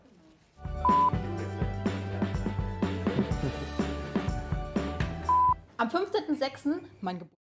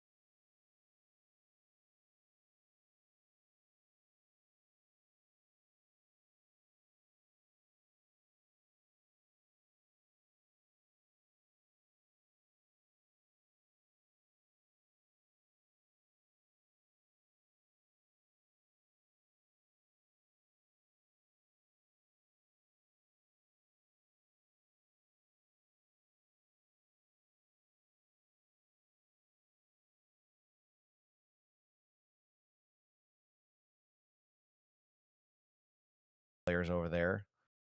And this that table, you guys, they started manufacturing that table in the 40s. That table's handcrafted. It is a darn good table. It's fun. It's a fun table to play on, and it's a great alternative table right now in the U.S. to play on. So I had a lot of fun playing on it at the Bart O'Hearn tournament. It's just different, right? Well, we were used to Tornado, but across the pond, they don't have a ton of Tornado out there, but they have a lot of Leonhardt, and they love that table. It is built like a tank, frankly. And then I know Tornado gets that moniker, but Leonhardt is as well. I still love the tornado ball story. If you haven't heard Dave Currington tell that, have you heard that story, Jason Wicks, the story about the tornado ball? Maybe. Refresh me. Yeah. So I guess what I can't remember, is it Ed McLeod? Maybe it was McLeod. Yes. He'd put tornado balls in the mouths of his Rottweilers, and whichever ball didn't get destroyed, that was the ball that they were going to use. So a Rottweiler decided the fate of which tornado ball would be used. Nice. I haven't heard that before, actually. Yeah, it's on one of the radio podcasts. But this table, right? This is a great table, and it has a great feel. You do have to get used to the man, the depth with the man. But there's a lot of. Go ahead. Yeah. Did you see that squib? The squib shot. Yeah. Yeah, got him with the curveball. The table has there's some finesse to the table. It is also kind of funny too, right? Tornado and Texas, and the brute force nature of that table. This table has a little bit of that, but is a little bit more finesse play. I'd love to play a tournament at some point. If anything, I'd love to see how they make it a little bit heavier. It can be light, and it can shift around a little bit, but I think they're looking for solutions to make the table a little bit more heavy. Well, very cool, as we've seen. So I guess Leonhardt, I know that Tornado kind of pioneered the use of the rollover shot, but seeing both these players here make use of the rollover. It's when you think about the rollover, there are just so many advantages. There's so many advantages. You're going to be on goal a lot higher percentage of the time than you will with the other shots, kick shots or pull shots. You're going to be on the goal often. You're going to hit the ball with more force, probably. You're going to have more opportunity to slop the ball in. You're going to have more opportunity to rebound the ball. So these are just and you're more likely to go off the table.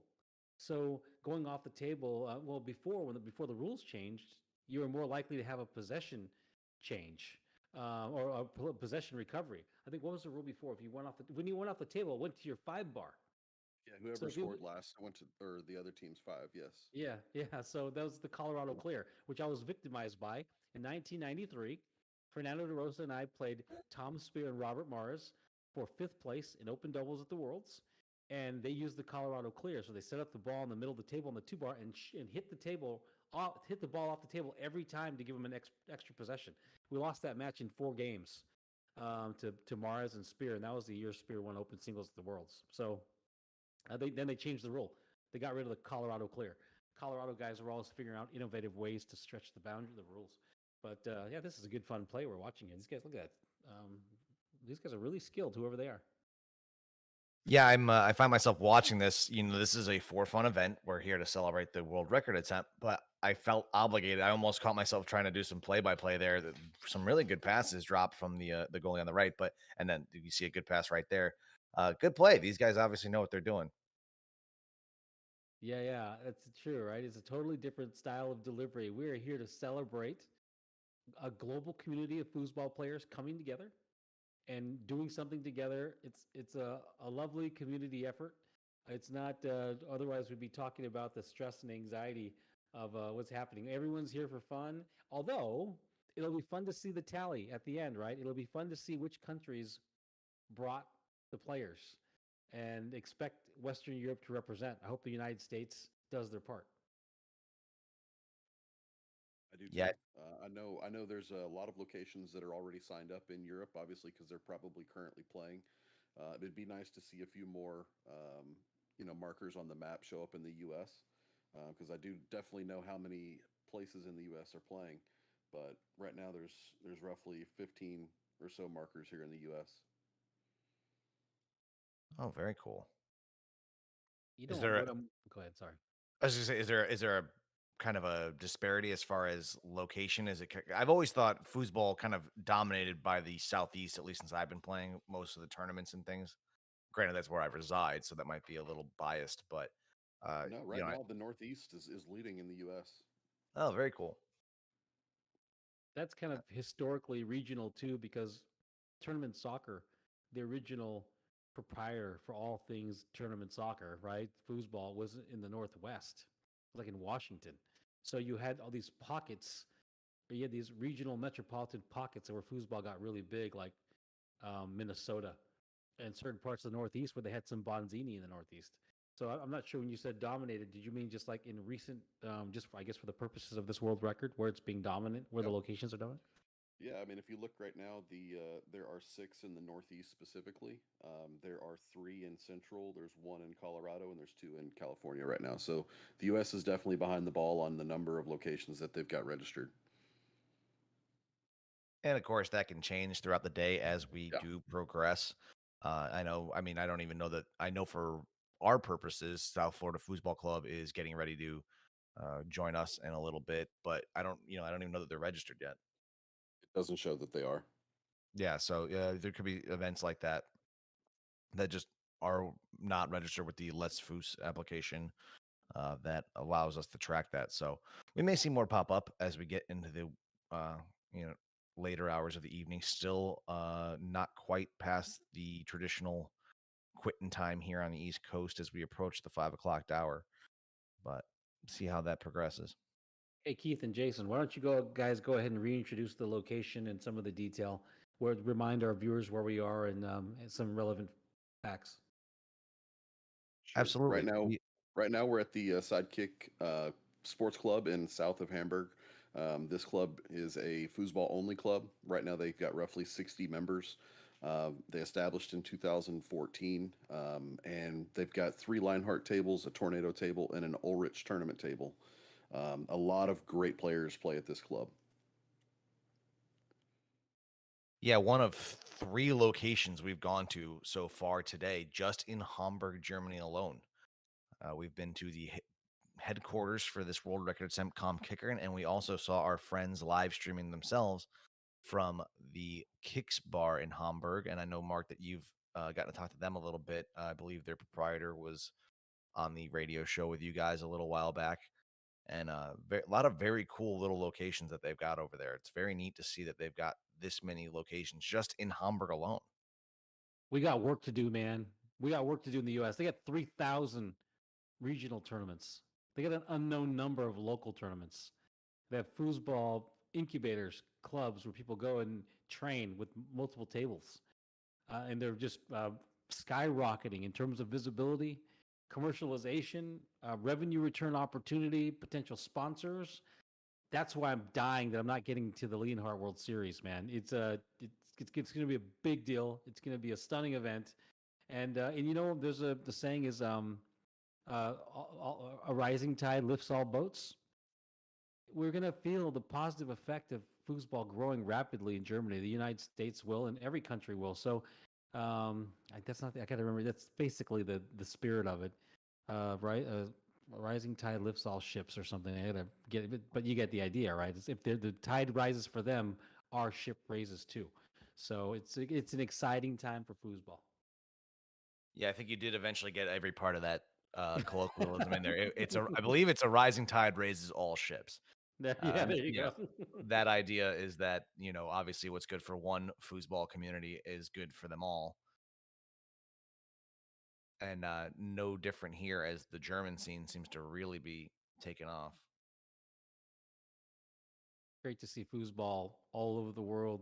It's our exciting niche game, and oftentimes the response is the same no matter what country you're in.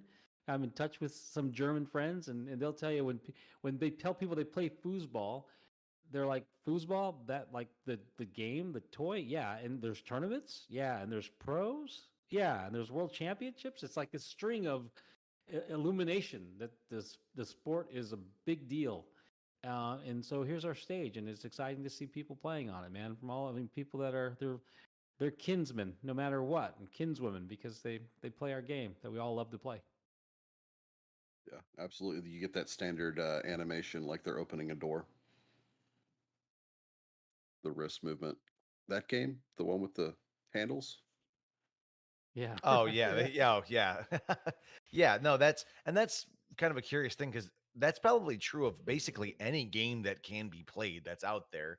Probably has a next level, however many people are aware of it, has a next level of competition that gets taken very seriously, and there's probably a championship for it somewhere. We saw a lot of that as foosball was featured on, domestically here, the Ocho, which is when ESPN covers kind of more obscure sports.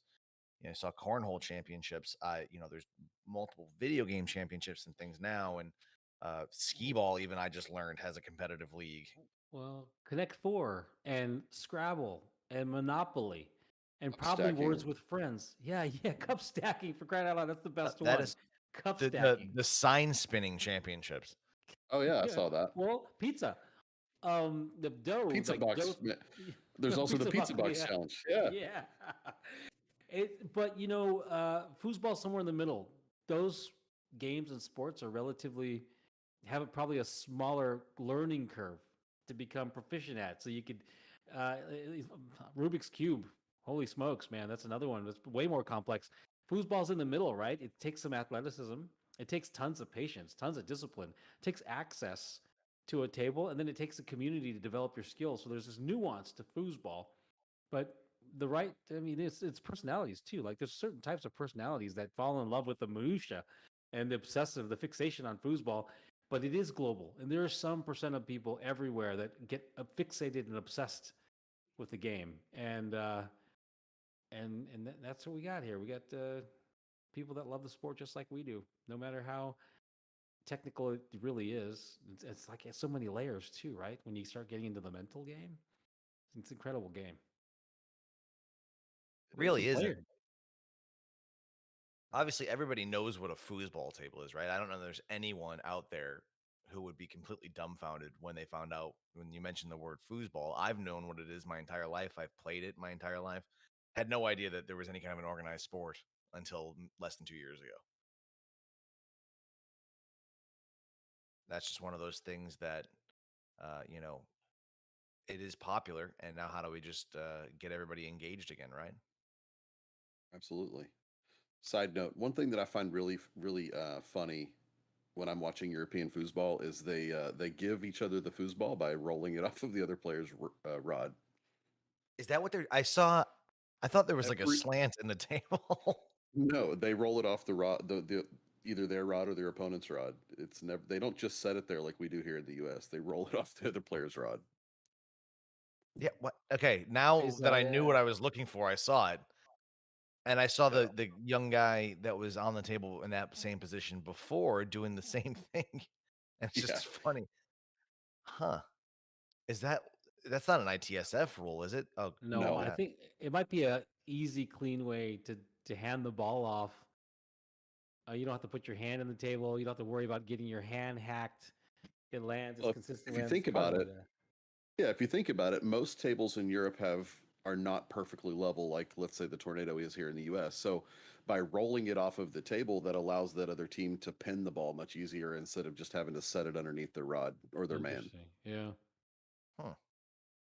Good point. Yeah, I've heard. I just always thought that was funny. Well, it's definitely a notable quirk, to say the least. We got the names of these players, by the way. Before we head off, the gentleman on the table, if you guys are looking at the texting here, are you guys seeing this messaging? It's Yes, I do see that. Go ahead. Can you mind? Yeah, I'll kick it off. So in blue, that's Burkard, and next to him is Ollie, and then the gentleman in goal on the right, that's Stefan, and in black is Morris. So I think these are some of the better players that were kind of introduced to us at this club. Yep. Looks like pretty soon we're going to move to Tom's Beer Brunin in I don't know what country that's in. Hang on, take another stab at that, Mark.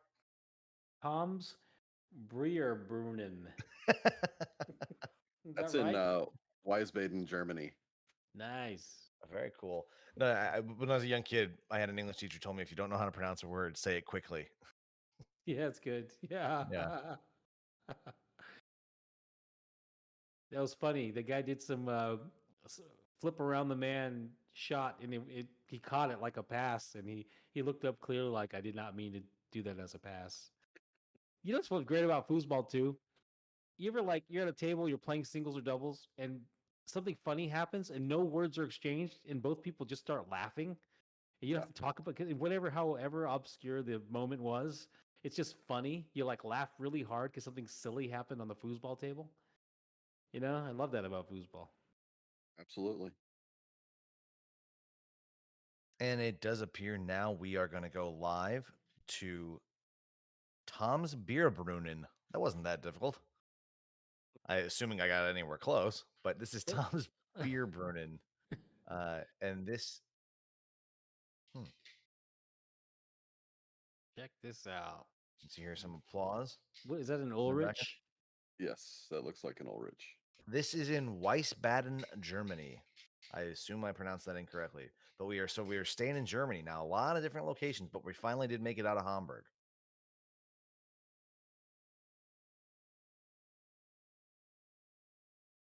Good to see. If you're watching the stream, you just saw my logo, my Halloween logo on stream there for Bearded Wonder Foosball.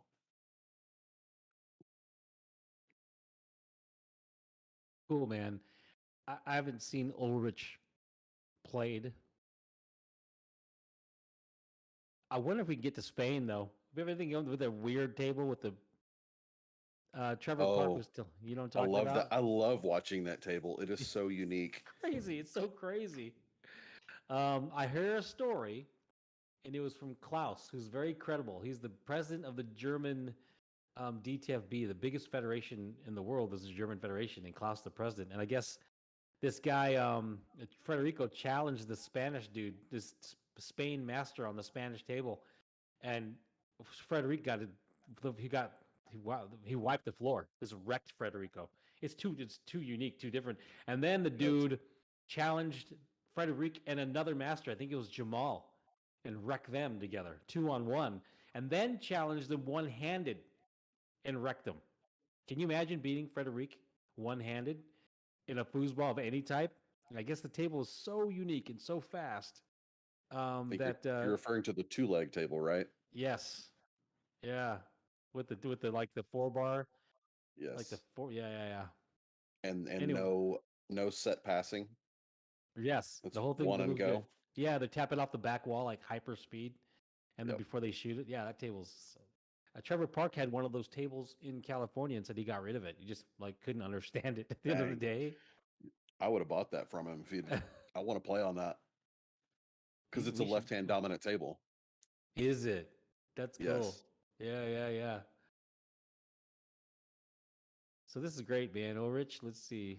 They're passing the ball behind the 5, like you might see conventionally when they give the drop to the other player. They're passing it through the 5-bar to themselves or the other player. Rollover. Once again, more rollovers. Yeah, seen a lot of that. I've never seen an Ulrich table. This is interesting.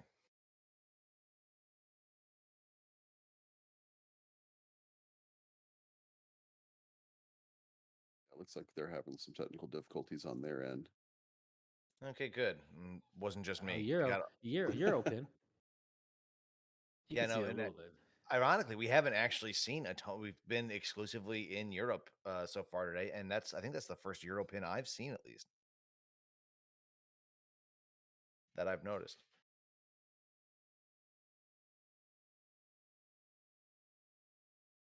So if you are just joining us, this is InsideFoos' coverage of the Kommkickern Let's Foos World Record Attempt. My name is Keith Glenn, and I am joined by Mark Torres and Jason Wicks, and we are currently coming to you with a live stream from Tom's Beer Brunin in Wiesbaden, Germany.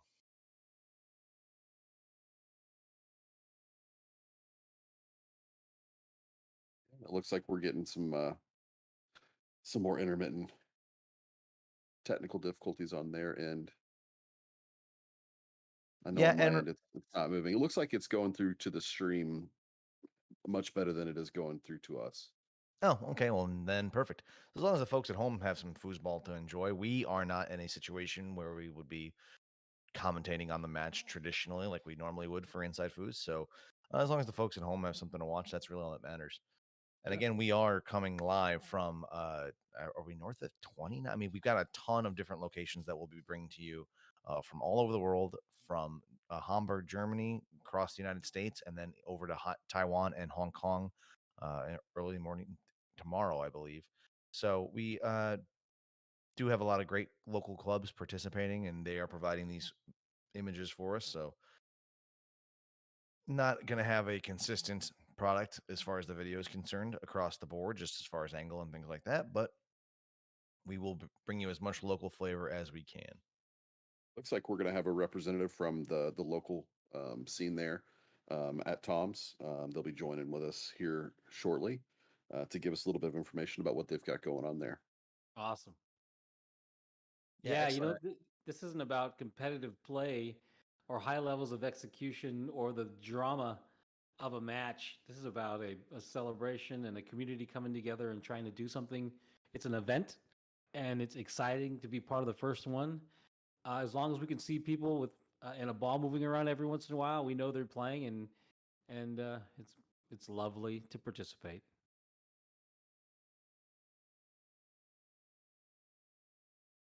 If I could look at this table now, I never competitively played on Dynamo. I've started with Tornado. I've seen a Dynamo, and I think I've touched a Dynamo, but it's easy for me to like go to Dynamo. Like everything to me is like a Dynamo. If it's not a Tornado, if it's like ramps in 2 min, I could tell though by looking at this that the foot of that man would be another adjustment for me, like it is for a Leonhardt. It's just Exactly. Yep.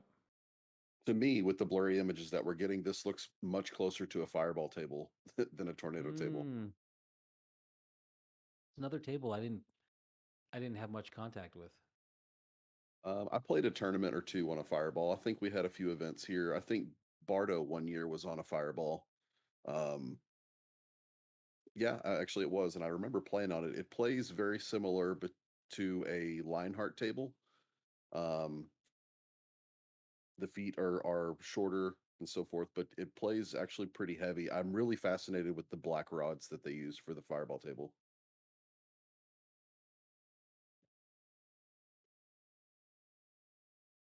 And it does look like we may be being joined now by our representative there on the ground at Tom's. Maybe not.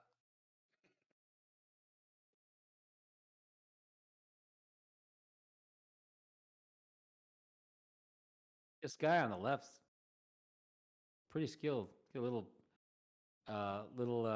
runner brush and that open-handed Euro, pretty sharp. He's also very nonchalant about what he does. You can tell that he's light on his feet. Super relaxed. Yeah. Yeah, it's funny. Just what we're seeing so far, the play doesn't look that far off from how you might approach a tornado. Well, it's a mystery right now, you guys, because so much of the high-level competitive play was going on in the U.S. with like brush passing. As far as I can tell, as far as I know, the 5-bar passing as we know it all came from here. The rules seem to have come from here. So no matter what, there's going to be a resemblance. Putting the ball in a pin, dancing the ball back and forth, all that stuff is looks like we keep getting due and losing due. Do what? The gentleman who is coming in and out of the he'll probably be back soon. We'll see. Yep, right on cue.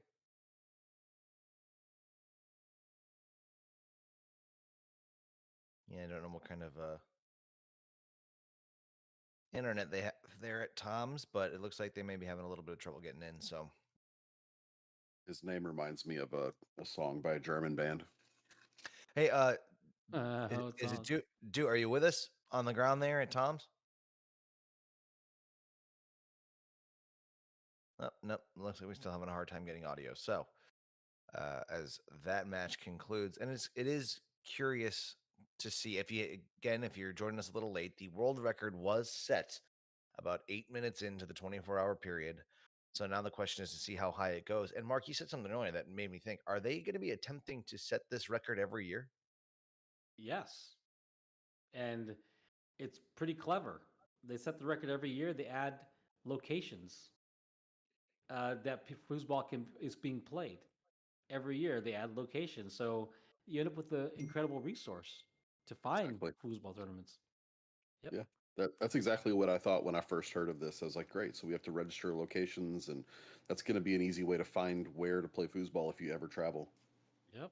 It's a brilliant idea, and it swings both ways because we should just keep setting this record and keep getting people together and playing what hurts about driving visibility to foosball and notifying them where they could play. Now I know when I fly into Germany and I open up my Kommkickern app, I know 10 places I can play.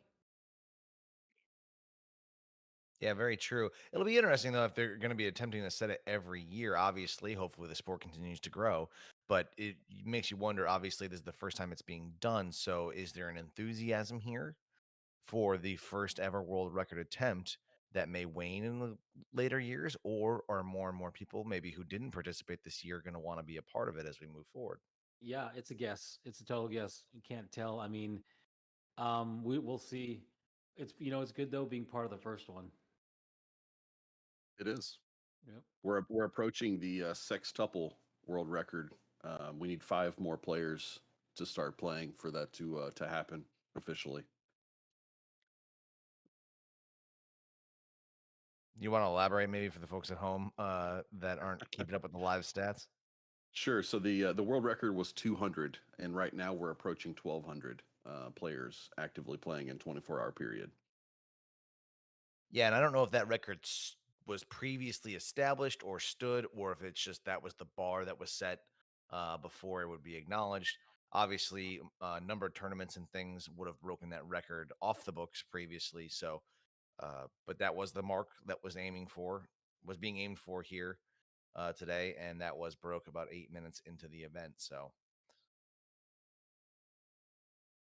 Go ahead. Go ahead, Mark. No, please. Well, I was just going to say, obviously we want to set the bar as high as we can, but if we're going to be doing this every year, maybe not a bad thing to set the bar a little lower, temper expectations. I don't know. Are you an underachiever? Are you an underachiever here? Give me that B minus. I'll take that B minus. Well, I'm just saying, if you're going to try and annually break a record, it's easier to break a lower record. Just saying.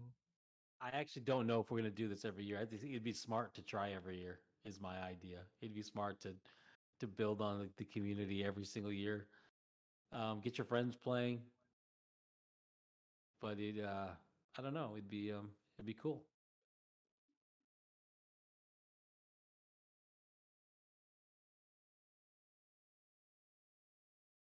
This guy just owns this table right now. Can't move him. You're talking about the guy on the left? Yeah. Yeah, if you're going to put on a glove, I feel like you have to come to play, right? You can't glove up and then get your butt kicked. You'd be stunned how many people gloved up in the Frederick years and got their butts kicked. He started a glove trend. People were wearing gloves, and there was a lot of. And they started people started shooting euros left and right too.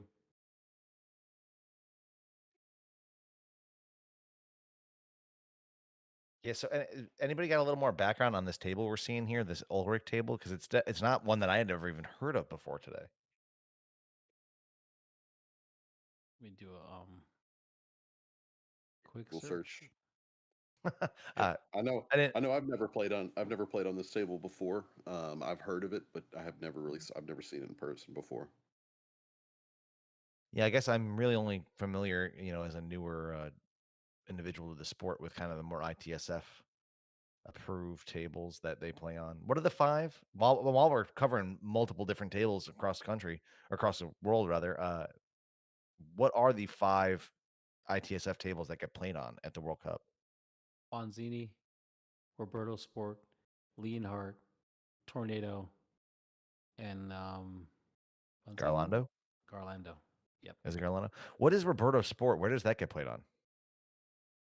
Is that an Italian table? Garlando's definitely an Italian table. But I feel like Roberto Sport might be an Italian table as well. Bonzini is the French table. Yes. So, right? Yes.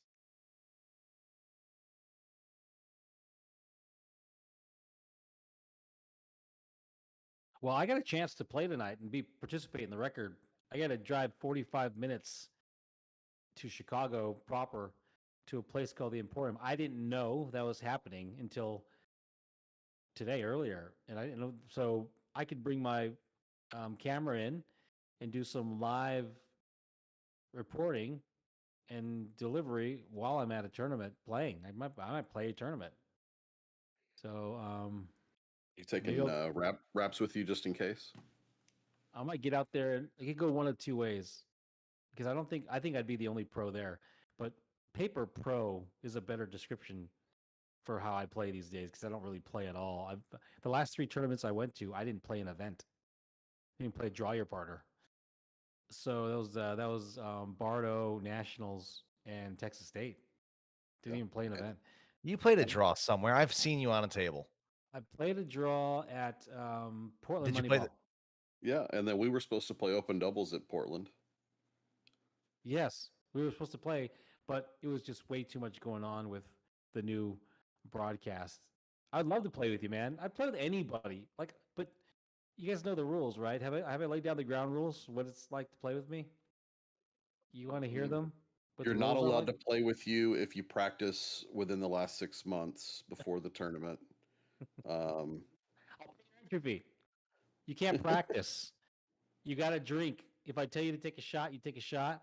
You can't care, and you can't hold it against me. Also, no matter how well you're playing, I have a unilateral decision making over who plays forward and goalie. So if you're super hot, I can just say, "Hey, get back here," because I'm an absurdist. So those are the rules, man. But I pay your entry fee. So how's that? That's a fun way to avoid having to participate. But no, did you play the draw at the beatdown? I saw you play somewhere. I know I did. Oh yeah, I played a draw. I played the draw at the beatdown. Yeah, Okay. I did. I forgot about that. Yeah. That's good. I You played just with lied to the world. Ken Forsythe. Is his name Ken Forsythe? Chris Forsythe. Yeah, out of northern Georgia. There, yeah, very good player. Yeah. We beat we beat Chris Carson, some local pro guys. We beat some teams. I think we did like fourth place, something. I don't know, maybe fourth. We lost to Tony at third. So probably hurt Chris back too. Hey, Chris is a good player, man. I think he won expert doubles at that tournament or something. No, Chris Forsythe won expert doubles. What happened to Chris? I don't remember what happened to Chris in that event, but he did. Him and his partner Jason Sands finished third ahead of Tom Yor and his partner Harry DeVito, and only behind Tony and Bud Sprademan and Blake Robertson and Tommy Atkinson. So not a terrible showing. Yeah, you wonder what happened to the BYP. But there you go. Like, so if you're gonna go to a tournament, man, the one tournament I want to go to next year is the Lilo's. I want to go to Lilo's Bar and Grill, and hopefully they have a tournament there. The food is so good. It's right off the beach. The food, the drinks are Jason Wicks. You want to play a tournament together? Let's go play Beach Down Beatdown next year. It's good. Let's do it. Let's do it. Yeah, very cool. And while we're on topic, I believe we're going to Lake Worth this evening. I believe we will be live from Lilo's, kind of this similar stream style we're doing for the world record attempt. Luke Watson, I think, set up their stream down there. So I believe South Florida Foosball Club will be joining us from Lilo's this evening. I believe that it's 7 p.m. Eastern time. I believe so. It'll be in that block. The East Coast of the United States is what's going to be covered from. I think it's 7 to 9 local time here, so about 2.5 hours from now. So they will be in that block. Yeah. But yeah, very cool little tournament. Those little niche tournaments, and that one, Jim and Mark had a chance to join us, so InsideFoos got to bring that one to the world. It was capped at 80 players, and it was quite a good time. But coming back to our friends here at Tom's, I didn't notice for the first maybe 10 minutes we had this stream live from Tom's Beer Brunin there that there is actually a plexiglass divider on this table. Yes, there is. Yeah. Oh yeah, that's right. I assume that's a COVID protocol, but no one in the room is wearing masks, so I don't know that makes me question that, but that's not something that I've Oxymoron. seen. Yeah, well, I know that Jim and Mark had mentioned that when we were covering, I say we, InsideFoos was covering the German national championships. I think it was that they had the Yes. plexiglass on the table. Yeah, it was So- more like yes, they had a similar screen, but it was more like plastic wrap. Like maybe less solid. Yep. Hmm. From what I could tell, those guys. The other irony is those guys are taller than the actual. I think they're taller than the actual screen Yeah. area. Yeah, and that's I mean a lot of these things being done, it's more of a compliance thing and Sure, right. hygiene theater. But obviously, we hope everyone out there getting together to celebrate today does stay safe, as the world kind of manages its way through the pandemic. And we heard our friend Jan at Kommkickern earlier talking about the fact that they had aspirations to do this event earlier, and obviously it yeah. had to be postponed because of the pandemic. So good that we finally get a chance to get the global foosball community together to celebrate this historic event.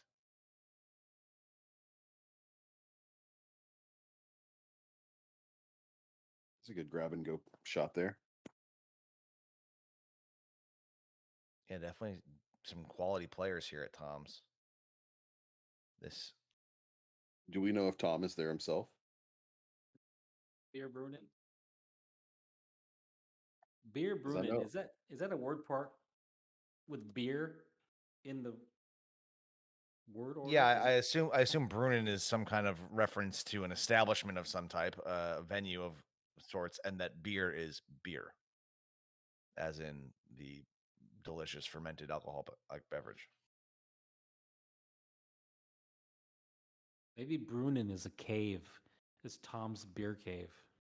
Well, there's one in Fort Lauderdale, so I'm gonna go ahead and as I Google it here.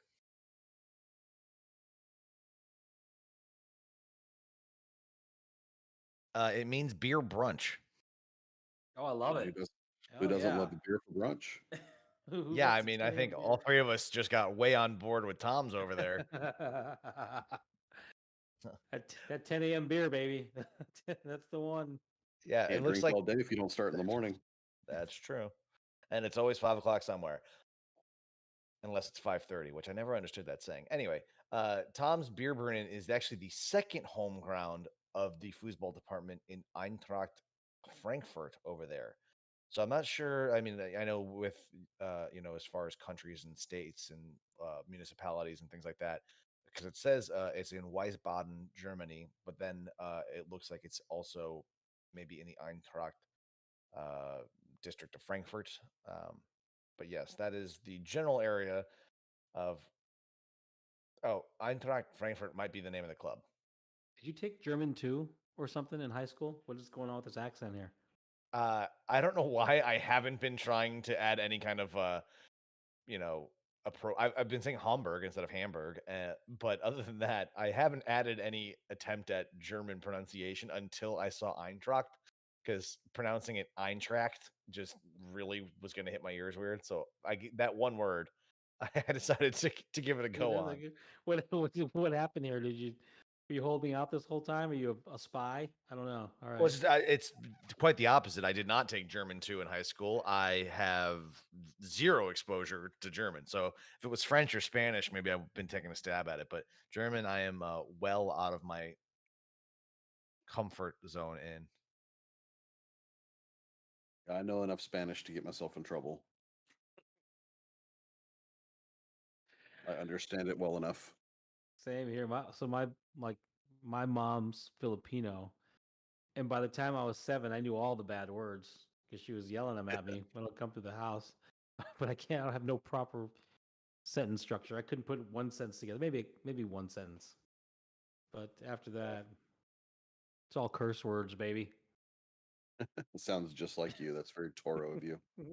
And just friendly reminder, Mark, while you joke around about that, we have been asked and reminded that this is a family-friendly broadcast, and we will not be No cursing at home, kids, unless your in mom any, curses at you. in any language, as this is a global audience.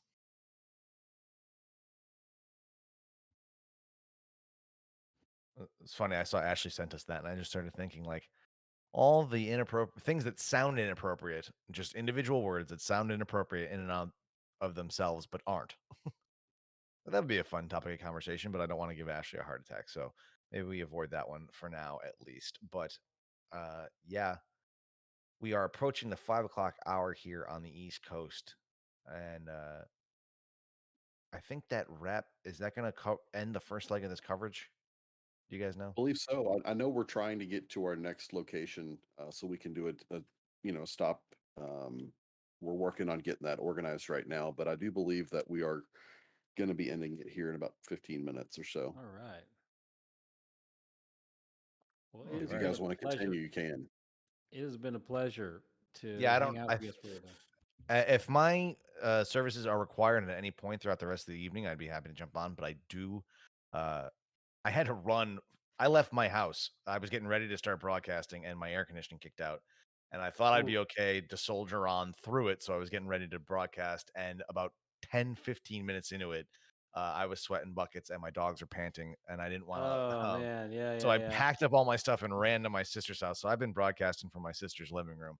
But I do want to get out of her and her husband's hair. So I'm in a couple minutes when our scheduled block is done, I'm going to go back to a different location, get out of their hair. So if I'm needed for the rest of the evening, happy to jump on. But otherwise, I'm happy to let our friends and colleagues here at InsideFoos carry on the coverage. I do believe the next leg, which is going to start at 7 o'clock local time here on the East Coast, believe that's going to be our colleague and color commentator Adam Gilson alongside the up-and-coming phenom Sullivan Rue. So if you want to listen to them talk as they cover this event, that will be coming up around 7 o'clock Eastern time. So awesome. That's great. Yeah, a lot of great coverage. Yeah. Well, I might jump in there to say hi. Are we losing you too, Jason? You taking off? Yeah, I'm going to take off for a little bit. I've got to get ready for this volleyball game that's going to happen, but I'm going to watch some of this Bonzini here real quick. Yeah, that's what I was going to say. We finally got our first look at the Bonzini table. Yeah, first thing that I notice on this table is every handle is different, and they're just holding on to doorknobs. It's part of it. It's funny. No one told Tommy Atkinson that you could change the handles out in the middle of a international tournament. He was playing an international tournament for the first time, and he thought he was getting screwed on the handles when he realized someone explained to him, "Dude, you could change those handles out." He's like, "What? Why didn't you tell me this?" Wait, do they just unscrew? Yeah, there's a set screw on the end of them that basically spreads and holds it in place. Just out of here, like, I what's can the only difference? imagine Tommy. I can only imagine Tommy Atkinson's hand on one of these tiny handles. Right. Well, so I mean, what are your options? There's like just varying levels of how big or how wide a handle is. In Europe, they have all of these different handle manufacturers. I believe somebody here in the U.S., maybe it was Phil Schaefer or Phil Schlafer, retrofitted a tornado. Yeah, he retrofitted a tornado handle to this. He built a whole business off of changing tornado handles. It didn't get enough traction to develop, but that was the idea. Have your own customized handle for the tornado. Yeah, I remember that.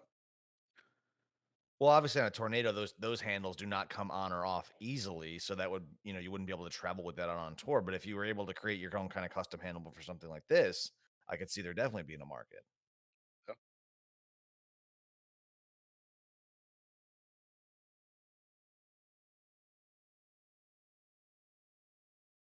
Yeah, see, like this to me, again, I haven't seen a ton of Bonzini played, but this looks like a relatively much different play style. Whereas the Leonhardt and even the Ulrich, a lot of the passing and shooting and scoring look nothing like what I had seen. This is a relatively unique, and this is the table. Correct me if I'm wrong, but this is the table where the Euro pin really comes into play. Yes, because the goal is so big and the feet are so small, and it's easy to angle this ball.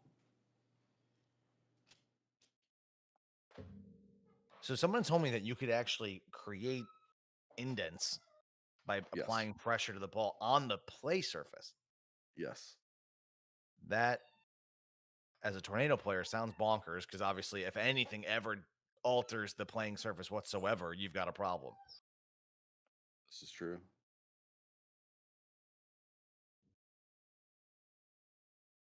So I mean, do they stay? Is it just like it's squishy, and so like you press the ball in Yes, and it makes a very little spongy. dent?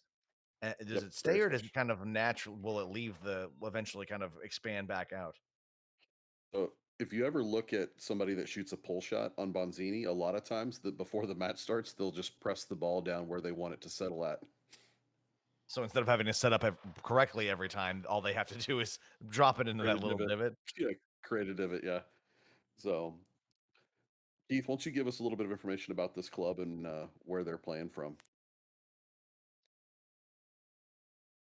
I actually apologize. I missed where we cut to. This is the Les Phoenix oh, in France. that's probably Les Phoenix. Yes, yes. in If you're in Toulouse. Again, it's been a long. I took more French than anything, but it's been a long, long time. It's Toulouse, France, and looks like this is the home of Maxime Lin. Probably mispronouncing that as well. But master and member of our InsideFoos team, so always great to see Maxime. And apparently, they are pro heavy. Most of the players we're going to be seeing from this stream will be pros, and obviously their little stream there. This is not the first time they've exposed the world to their club, but this is a venue that has 8 ITSF Bonzini tables, so definitely no small community or venue there. So again, getting back to the popularity of the sport in Europe, as I believe France is pretty much exclusively Bonzini, right? I believe so. And I know Bonzini just recently expanded into the US as well. Yeah, I know that there's a pretty big scene kind of on the I don't know what you call that area, the central East Coast, but North Carolina, Virginia, Yes. I believe they have a lot of Bonzini. Met some players out on tour shooting back pins, and the only time I'd never seen a back pin was when an old TS player would do it. And I looked at these guys and said, "You're not old enough to be TS players. Why? Where'd you get a back pin from?" And it's because they were shooting it on the Bonzini table. But and actually, all the Bonzini footage I've seen, it's always been the front pin, the Euro pin. I didn't know that the back pin was kind of more of an option for that particular table. It's rare. I don't think I've ever seen a backpin shot on a Bonzini, but I also don't watch a lot of Bonzini. Yeah. Definitely. I do like shooting a Euro pin, so it's a table that I would love to play on. I don't think I would my game would translate well, but I'm definitely curious to see how that could potentially go if I could get a stab at it. Although I don't know how I would feel trying to wield one of those tiny handles. It does look like as I see this guy, we get a really good shot at the way he's holding that on the right. Good pin shot. And but it looks like he's got it with like 2 or 3 fingers before he fires on goal. So that's a part of the game that I wasn't aware of as far as the Bonzini. I didn't realize the handles were that small.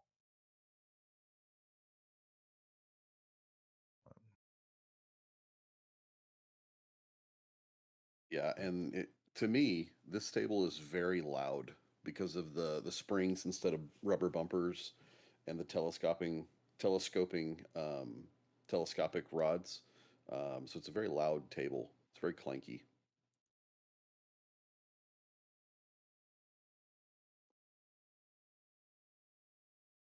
Yeah, and the other thing we haven't commented on today, and I haven't looked, but I believe the rule as far as the drop or the elimination of the drop here in the US and the kind of set the ball in the middle of the table that we've been seeing all day, that came as a result of the European style of play. Yes. And the tornado, I believe, is the only table and out of all the ones that the ITSF recognizes that still has the hole on the side of the table for the drop. Is that correct? Correct. Yes. That is 100% a US thing. That is not a European thing. Well, I think maybe part of that too, as like I said, we discussed earlier, the popularity of the sport, huge over there, of the organized sport rather. Good pickup. Whereas in America, everyone here knows what foosball is. It's no mystery, but very few people know that there's an organized game or any of the rules. So when you go to a bar and there's young guys and gals on the table just trying to knock the ball around, have fun, they all send the ball flying into the hole on the side of the table. And I think Correct. maybe that's probably why. Does the Warrior table have the ball, the hole? Yes. Yes, it does. So the American table is really, and is Fireball American? I know they played a lot in Asia, but I don't remember if it started here and moved there or if it was always there. It was just imported. I can't remember. Gotcha. But yeah, so clearly the ball drop thing, probably a product of the American bar industry, casual play, I'm sure. I'm also noticing that these rods give a lot of flex. I don't know if these guys are just really able to crank on it with that little handle, but I see a lot of bars bowing here. No, the bars are that thin and small.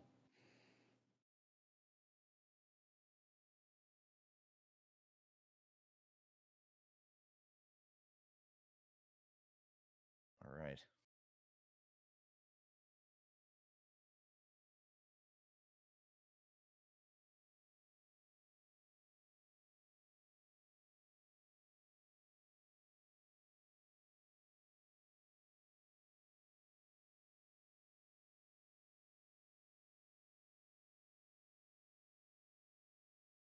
And it looks like we may have an opportunity here in just a moment to speak with Maxime Blin and Blind.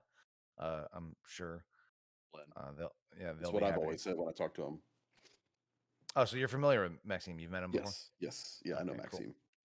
Cool. Yeah, it looks like he's gonna be joining us live here in a moment. As we continue, or if you're just joining us, my name is Keith Glenn, joined by Jason Wicks. This is Inside Foos's coverage of the Let's Foos Kommkickern world record attempt.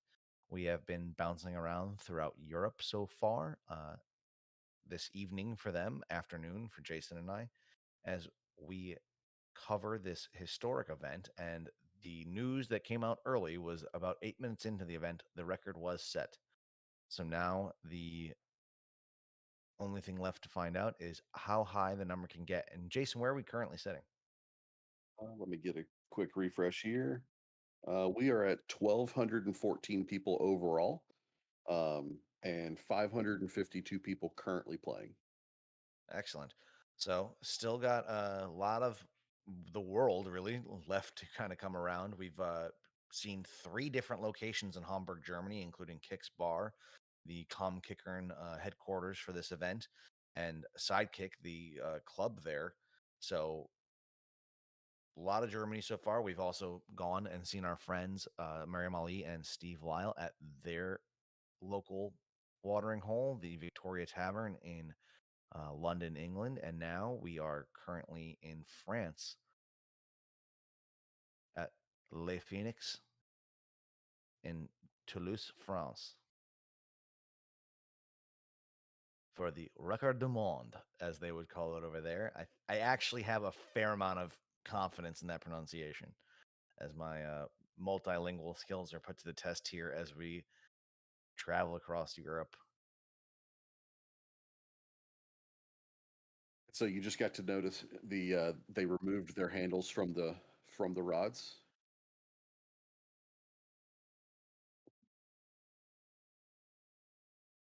Oh yeah, I mean, what if you crank the ball too hard? They're countersunk, And so they're opposite of the way you would hit the ball. So by hitting the ball, you would generally make it tighter. tighter, gotcha. Well, that makes sense. Engineering at its finest. Yep. But if you Looks like look our at all of the tables there, all of the tables there do not have handles. So there's no just like standard handle, like whereas we here in America would bring wraps, they're literally just screwing their own handles onto the table. That is cool. I actually like that. It's an Their handles, interesting. yeah, their handles have their wraps permanently on them.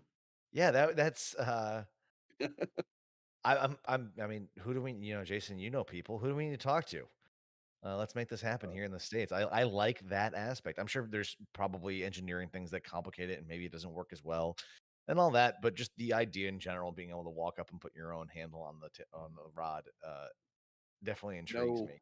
I know at the factory where I tend to throw my ideas around quite a bit. There are prototypes for these types of things, but there's just never been a need or a want or desire for it to be something mass made. Yeah, interesting. And maybe as the sport grows and there's more players coming in, we'll have the opportunity to have a little bit more diversity and maybe some market for that type of thing. Looks like our friend Maxime's having a little bit of trouble getting in. But in the meantime, Jason, are you going to stick around? I think I got another 5-10 minutes in me. Okay, well, unfortunately, I do have to step away. We're always want to bring as much coverage as we can, but we were only scheduled to go until the 5 o'clock hour for me here, which just turned about 3 minutes ago.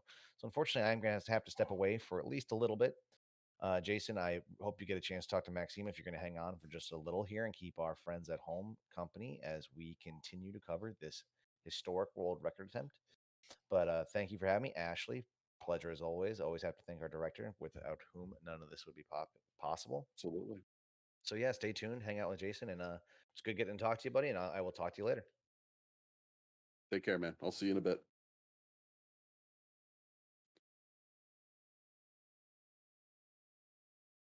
All right, guys. Now, while we wait for Maxime to get his stuff set up, we're watching I assume this is a tournament, not just fun play here in France.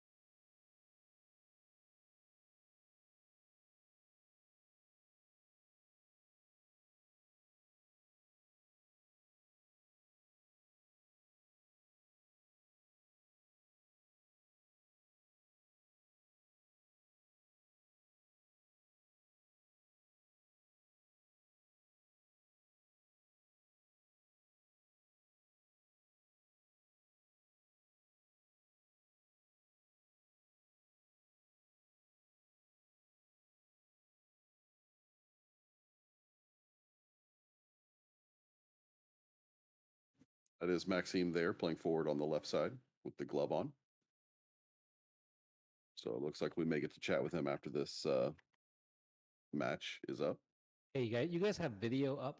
You guys see a match? I do. Maxime is currently playing on the left side of the table. Maybe I should take this offline, but I don't have any. I don't have any video of this, so maybe I should just log off. I can't Well, get it. Just go ahead. In Discord, if you look at it says InsideFoos. Yep. Click that. Yep. And it should see on where it has the camera on the right side of his name. Mine is just spinning squares. Then you have a bad internet connection. Yeah, I was worried about that. Or I got some kind of Discord. Let me see if it comes up on my phone, guys. And if not, we'll try it later. But I'm going to try to see if I can get on my phone. See you soon. Right.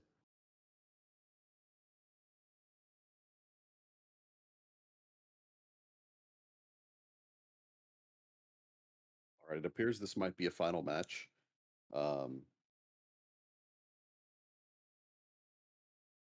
Maxime is on one side with Ludovic playing goalie for him. And I do not have the pronunciations correct in order to get this. But yes, this is a final match. They're going to play a best of 5 for the final here.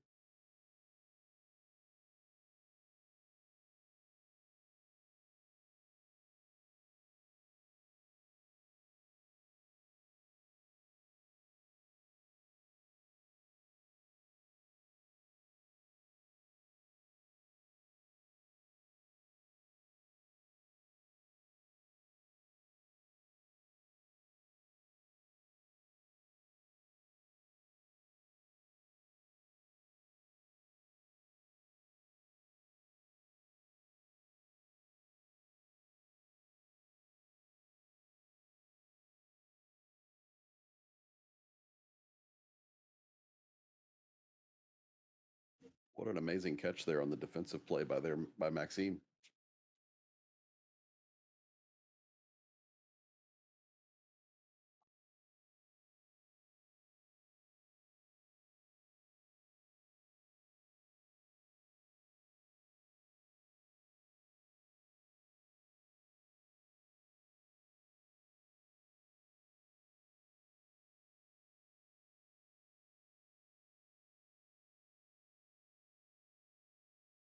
Looks like they're up 3-0 in this first game.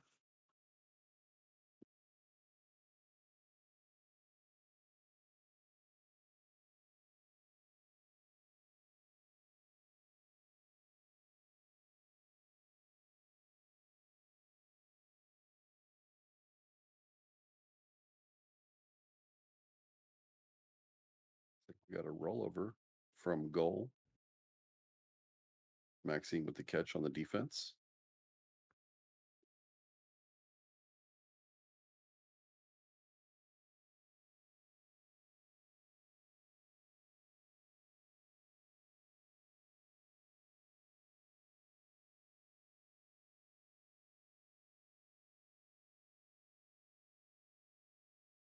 Maxime puts one back in his own goal here.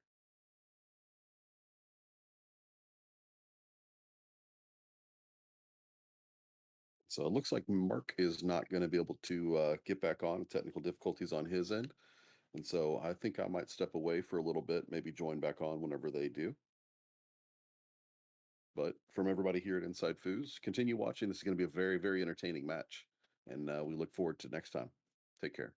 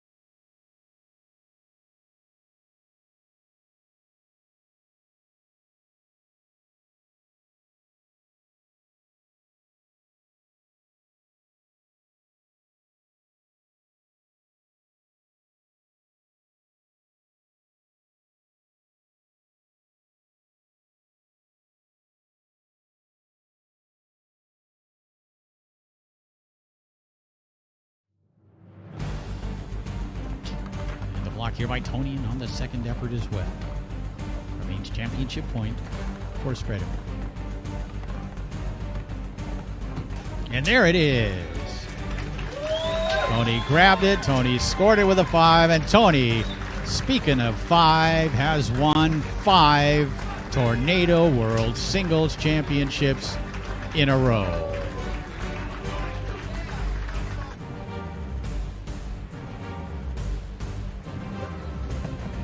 Second chance to win the World Championship for Tommy Yor, who sets it up.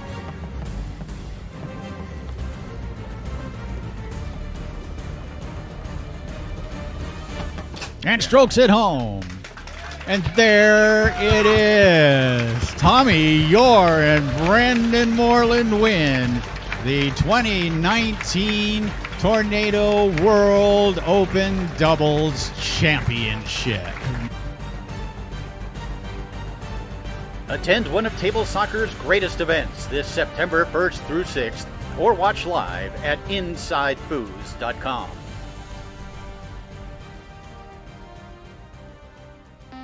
Things are changing here at InsideFoos. A whole new team. A whole new way. A global experience Of bringing you Knowledge. power. Competition. Vision. Joy. fun. Coaching. Education.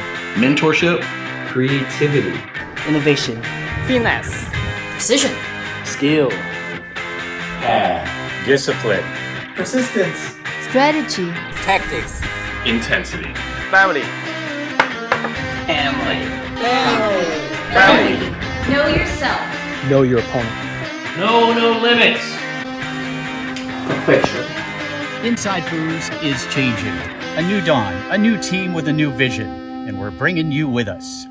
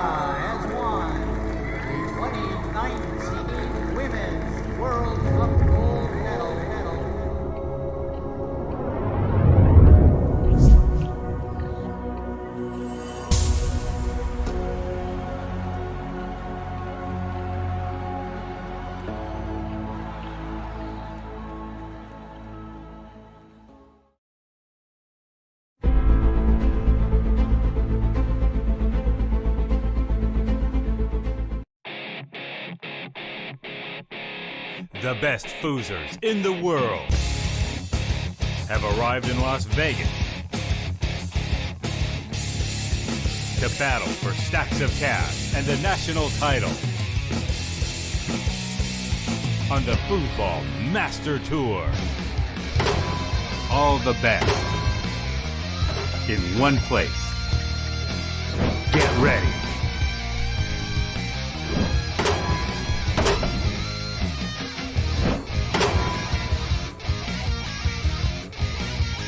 It's here, the Foosball Master Tour. It's time to foos. And let's check in over on table number 2, where Kane Gabriel of Canada will set it up looking for the first point in the Battle of the Canadians. Gabriel fires it home. It's 1-0. Setting it up, looking to win game 1. Rapid Robert Morris strokes it home. And Mind Games more with possession on the 5 row has it stolen away by the Cobra, who will set it up, shooting to score against his ex-teammate, Dio. Ooh, the Cobra with an emphatic recoil right there. Discover more at InsideFoos.com. Live at the Beachtown Beatdown with support from TornadoFoosball.com. A foosball table is an odd thing. It's like if you gave somebody a guitar, would they know what to do with it? Did they really realize the potential of that guitar if they've never seen anybody play it? A lot of people know what foosball is, but nobody really knew that it was played professionally. There is no publicity on foosball. That's not something they cover on sports.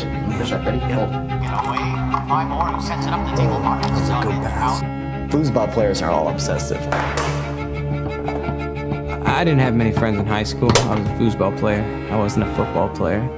He's going to Worlds and he's going to expect to win every last thing he plays. He goes there expecting to win. 8 months ago, the season opened up in Kentucky, and here we are at the Tornado World Championship. Yeah! Come on! I want to be the one on that table where everybody's screaming, hooting, and hollering. I want to be the best player in the world. When you're watching the people on the video play, you're generally watching good ball. You know, no mercy, no mercy. I really loved foosball. When I say that, I mean it like a woman. I mean, I loved the game. It was really popular in the 70s. That was $1 million tour back then. Foosball was the 8th largest sport in America. We were playing as a job 365 days a year. Life was about foosball. It was truly like a religion. We started meeting celebrities. That was a dream come true. Evolution of foosball was going to become a permanent fixture in professional sports. But it never got back to that kind of money. If I could just make a living off of it, that'd be a dream. They all had to get real jobs, even though some kept playing. I'm trying to keep the vagabond lifestyle alive. It's not as huge as it was, but I still like to know who wins. A lot of my game is heart. Come on, Cindy, come on! Second is just, you're the last loser. Second sucks. He's going to be the underdog for Worlds. She hits that ball harder than her mama does. A big target on my back. That's his Moby Dick. That's what he's chasing. Oh, that foosball's the devil.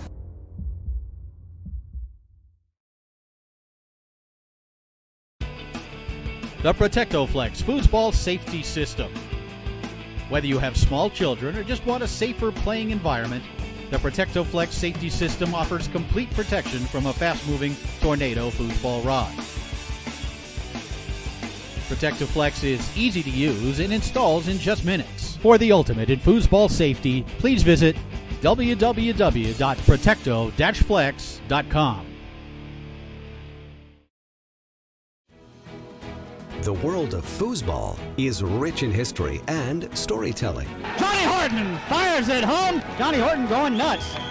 California is the home of many foosball greats, and among those is the phenom and prodigy Trevor Park. Young rising star Trevor Park from Glendale, California. He is perhaps the next great star on the tour. His documentary is currently in development with Emmy-nominated editor Noah Rosenstein at the helm, and you can be a part of its completion. Pledge to our Kickstarter linked above, and you could choose to receive an acknowledgement, including a producer credit for this film, as well as many other great rewards. Please enjoy a short teaser from this documentary.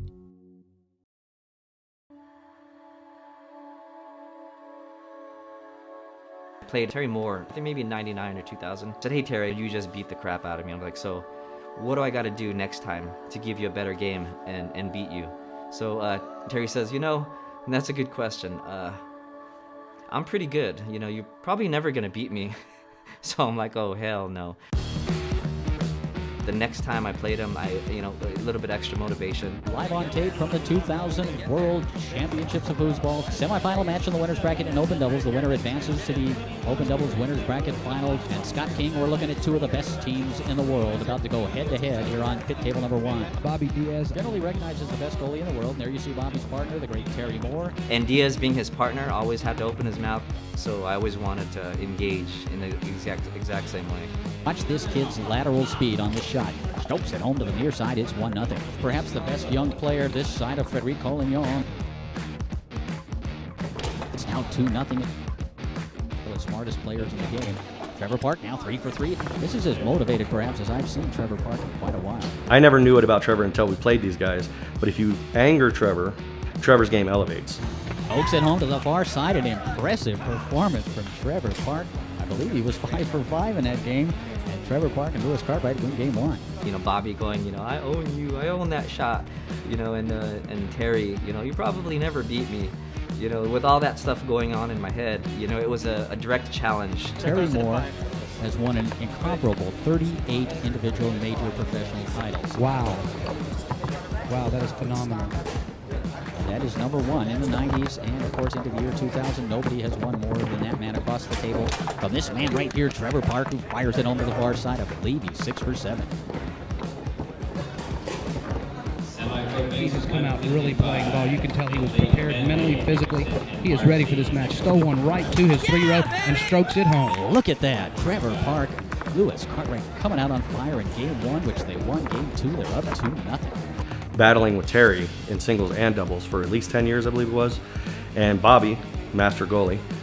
And I remember playing that match and thinking, all I'm doing is keeping score. Trevor's the man. I never played with somebody who can carry me. Ball is on the 3-rod of Trevor Park, who touches 2, putting it back into play. Shooting against Terry Moore, looking for a 2-0 lead. Trevor Park strokes it home to the far side. Trevor Park on fire. It's 2-0. Some of the stuff I was saying, you know, you can edit this out. But I, you know, saying, you know, what's going on with these guys? #1 team in the world. You know, can't pass, can't block. But yeah, I said all kinds of stuff. So it's 2-0 in favor of Park and Cartwright. You're right. 5 slap, you win. Incredible performance so far, Scott King. Terry and Bobby have got to figure out something on Trevor. Terry Moore, best player I ever saw up until Fred, and Bobby in that doubles match was the easiest match in my career I ever had against that team. It's not often you see Bobby Diaz get scored on at over 80% rate. You're definitely seeing it here. I've never experienced that against any good team, let alone that good team, the best team in the 90s. Possession looking for a 4-0 lead. Trevor Park. Don't sit home. I believe he split the defense of Bobby Diaz. What an offensive performance from young Trevor Park. He's got 3 or 4 in a row on him there. And when Lewis is doing that, and when Trevor Park's shooting 80%, really not much you can do. There's nothing you can do against an onslaught like that. In an incredible performance, Trevor Park and Lewis Cartwright advance to the winners bracket final, defeating Terry Moore and Bobby Diaz. Bobby trying to get into Trevor's head was one of the biggest mistakes Bobby made. And Bobby paid for that pretty much the rest of his career against playing Trevor. Nothing, I didn't say one bad thing about you guys. Yeah. Rubs it home, and there it is.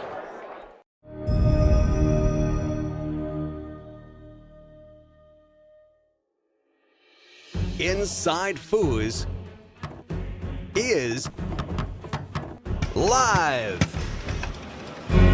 Tony steps into the forward position, passes it, drills the pole kick. They set up a pull shot and a slingshot. Dunks it home, and there it is. InsideFoos has every heart-racing moment. Dunks it home. Heartbreaking instant. Trying to make it a minute. Wow. And fist-pumping thrill for your viewing pleasure. It's all coming to you live at InsideFoos.com. Makes it off the outside wall. Don't miss a second of the action. Go to InsideFoos.com and get it while it's hot.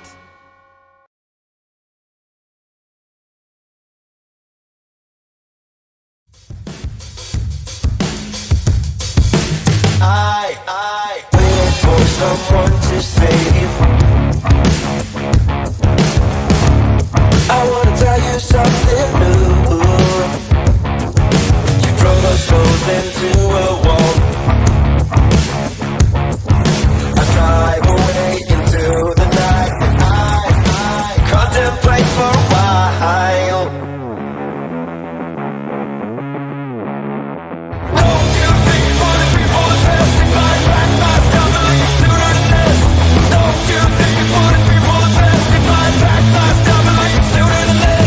Don't you wish I would have been someone else, someone to feel your death without making a mess?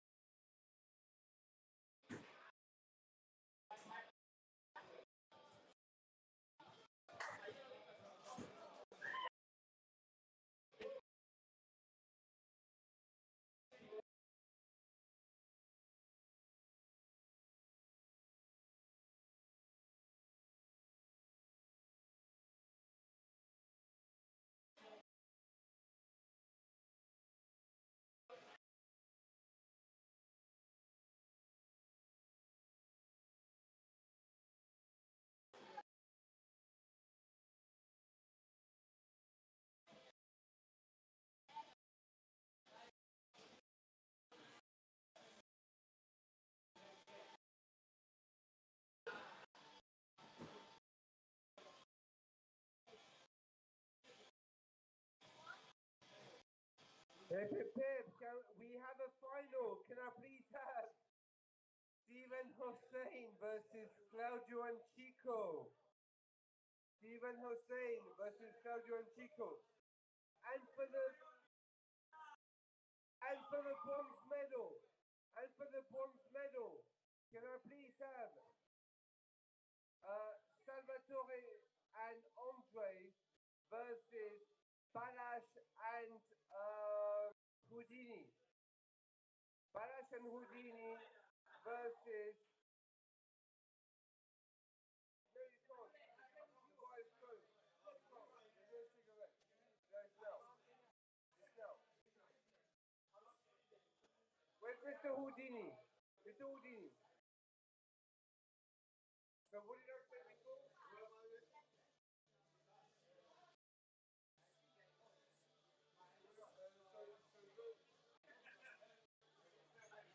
Okay, so can I please have Steven Hossein versus Claudio and Chico? Claudio and Chico versus Steven Hossein. And then afterwards, can I please have Salvatore and Houdini versus... No. Salvatore and Balash versus Andre and Houdini.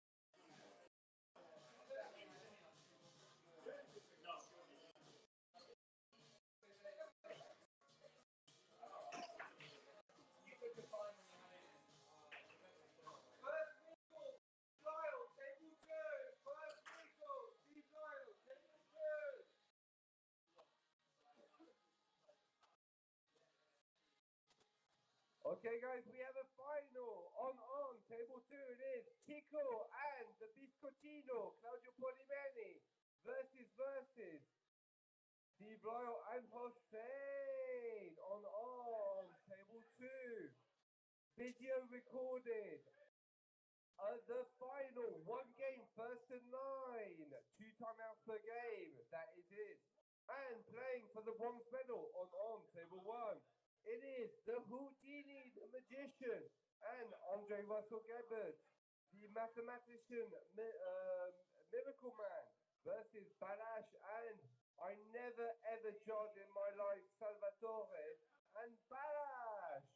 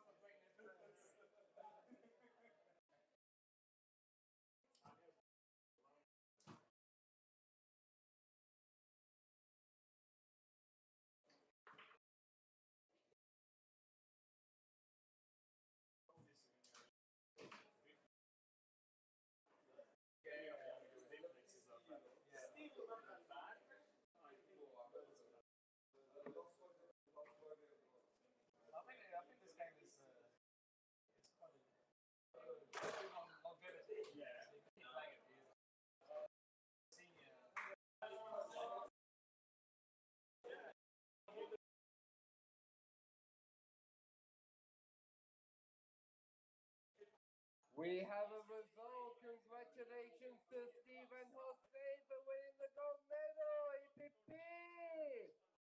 Well done. Commiserations to Claudio and Chico.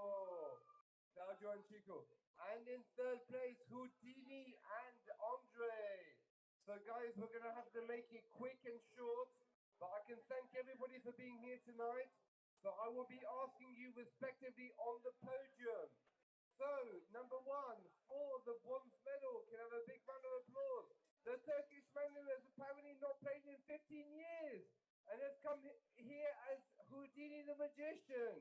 Well done, Houdini and Andre for the bronze medal. Well done, round of applause please.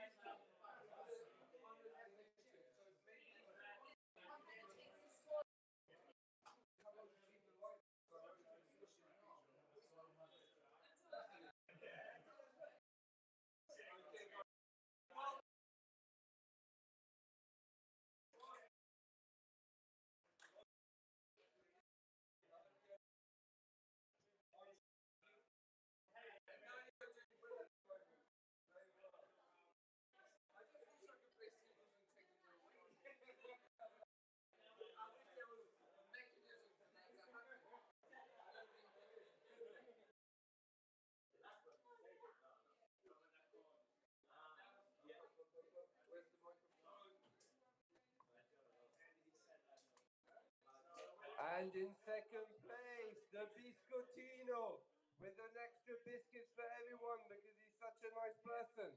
And the Chico, well done for second place, EPP, setting the world record. There we are, silver medal. Well done to you guys. Very good performance.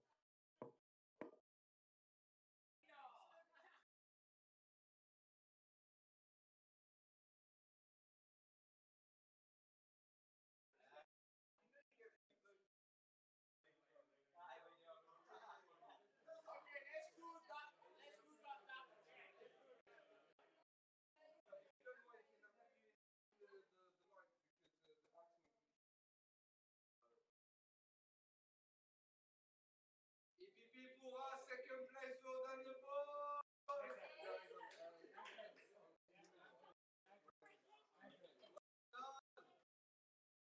What was the score? 96? 94?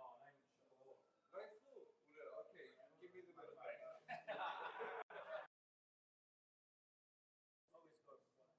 And in first place, thank God he wasn't tournament director. Otherwise, when I had a personal chat with him, he did say, "Oh no, JP, I want to be the organizer of this tournament." I said, Steve, do you realize that if you win the tournament, you're going to have to put the medal on yourself? And then, after a 5-minute conversation, he said, "You know what, JP, you might be right. It might be better that I don't play." But nevertheless, he is an exceptional player, and he played with Hossein, and he did it in the DYP format. Big congratulations to the Pamplemousse, Steve Lyle, and Hossein!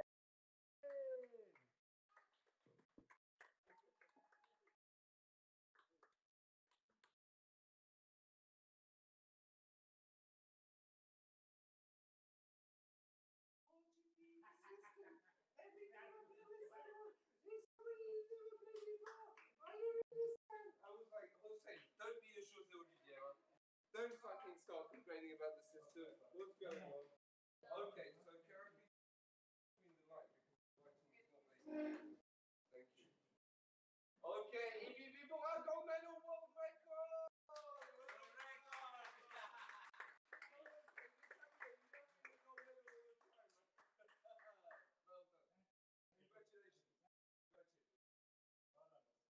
Okay, guys.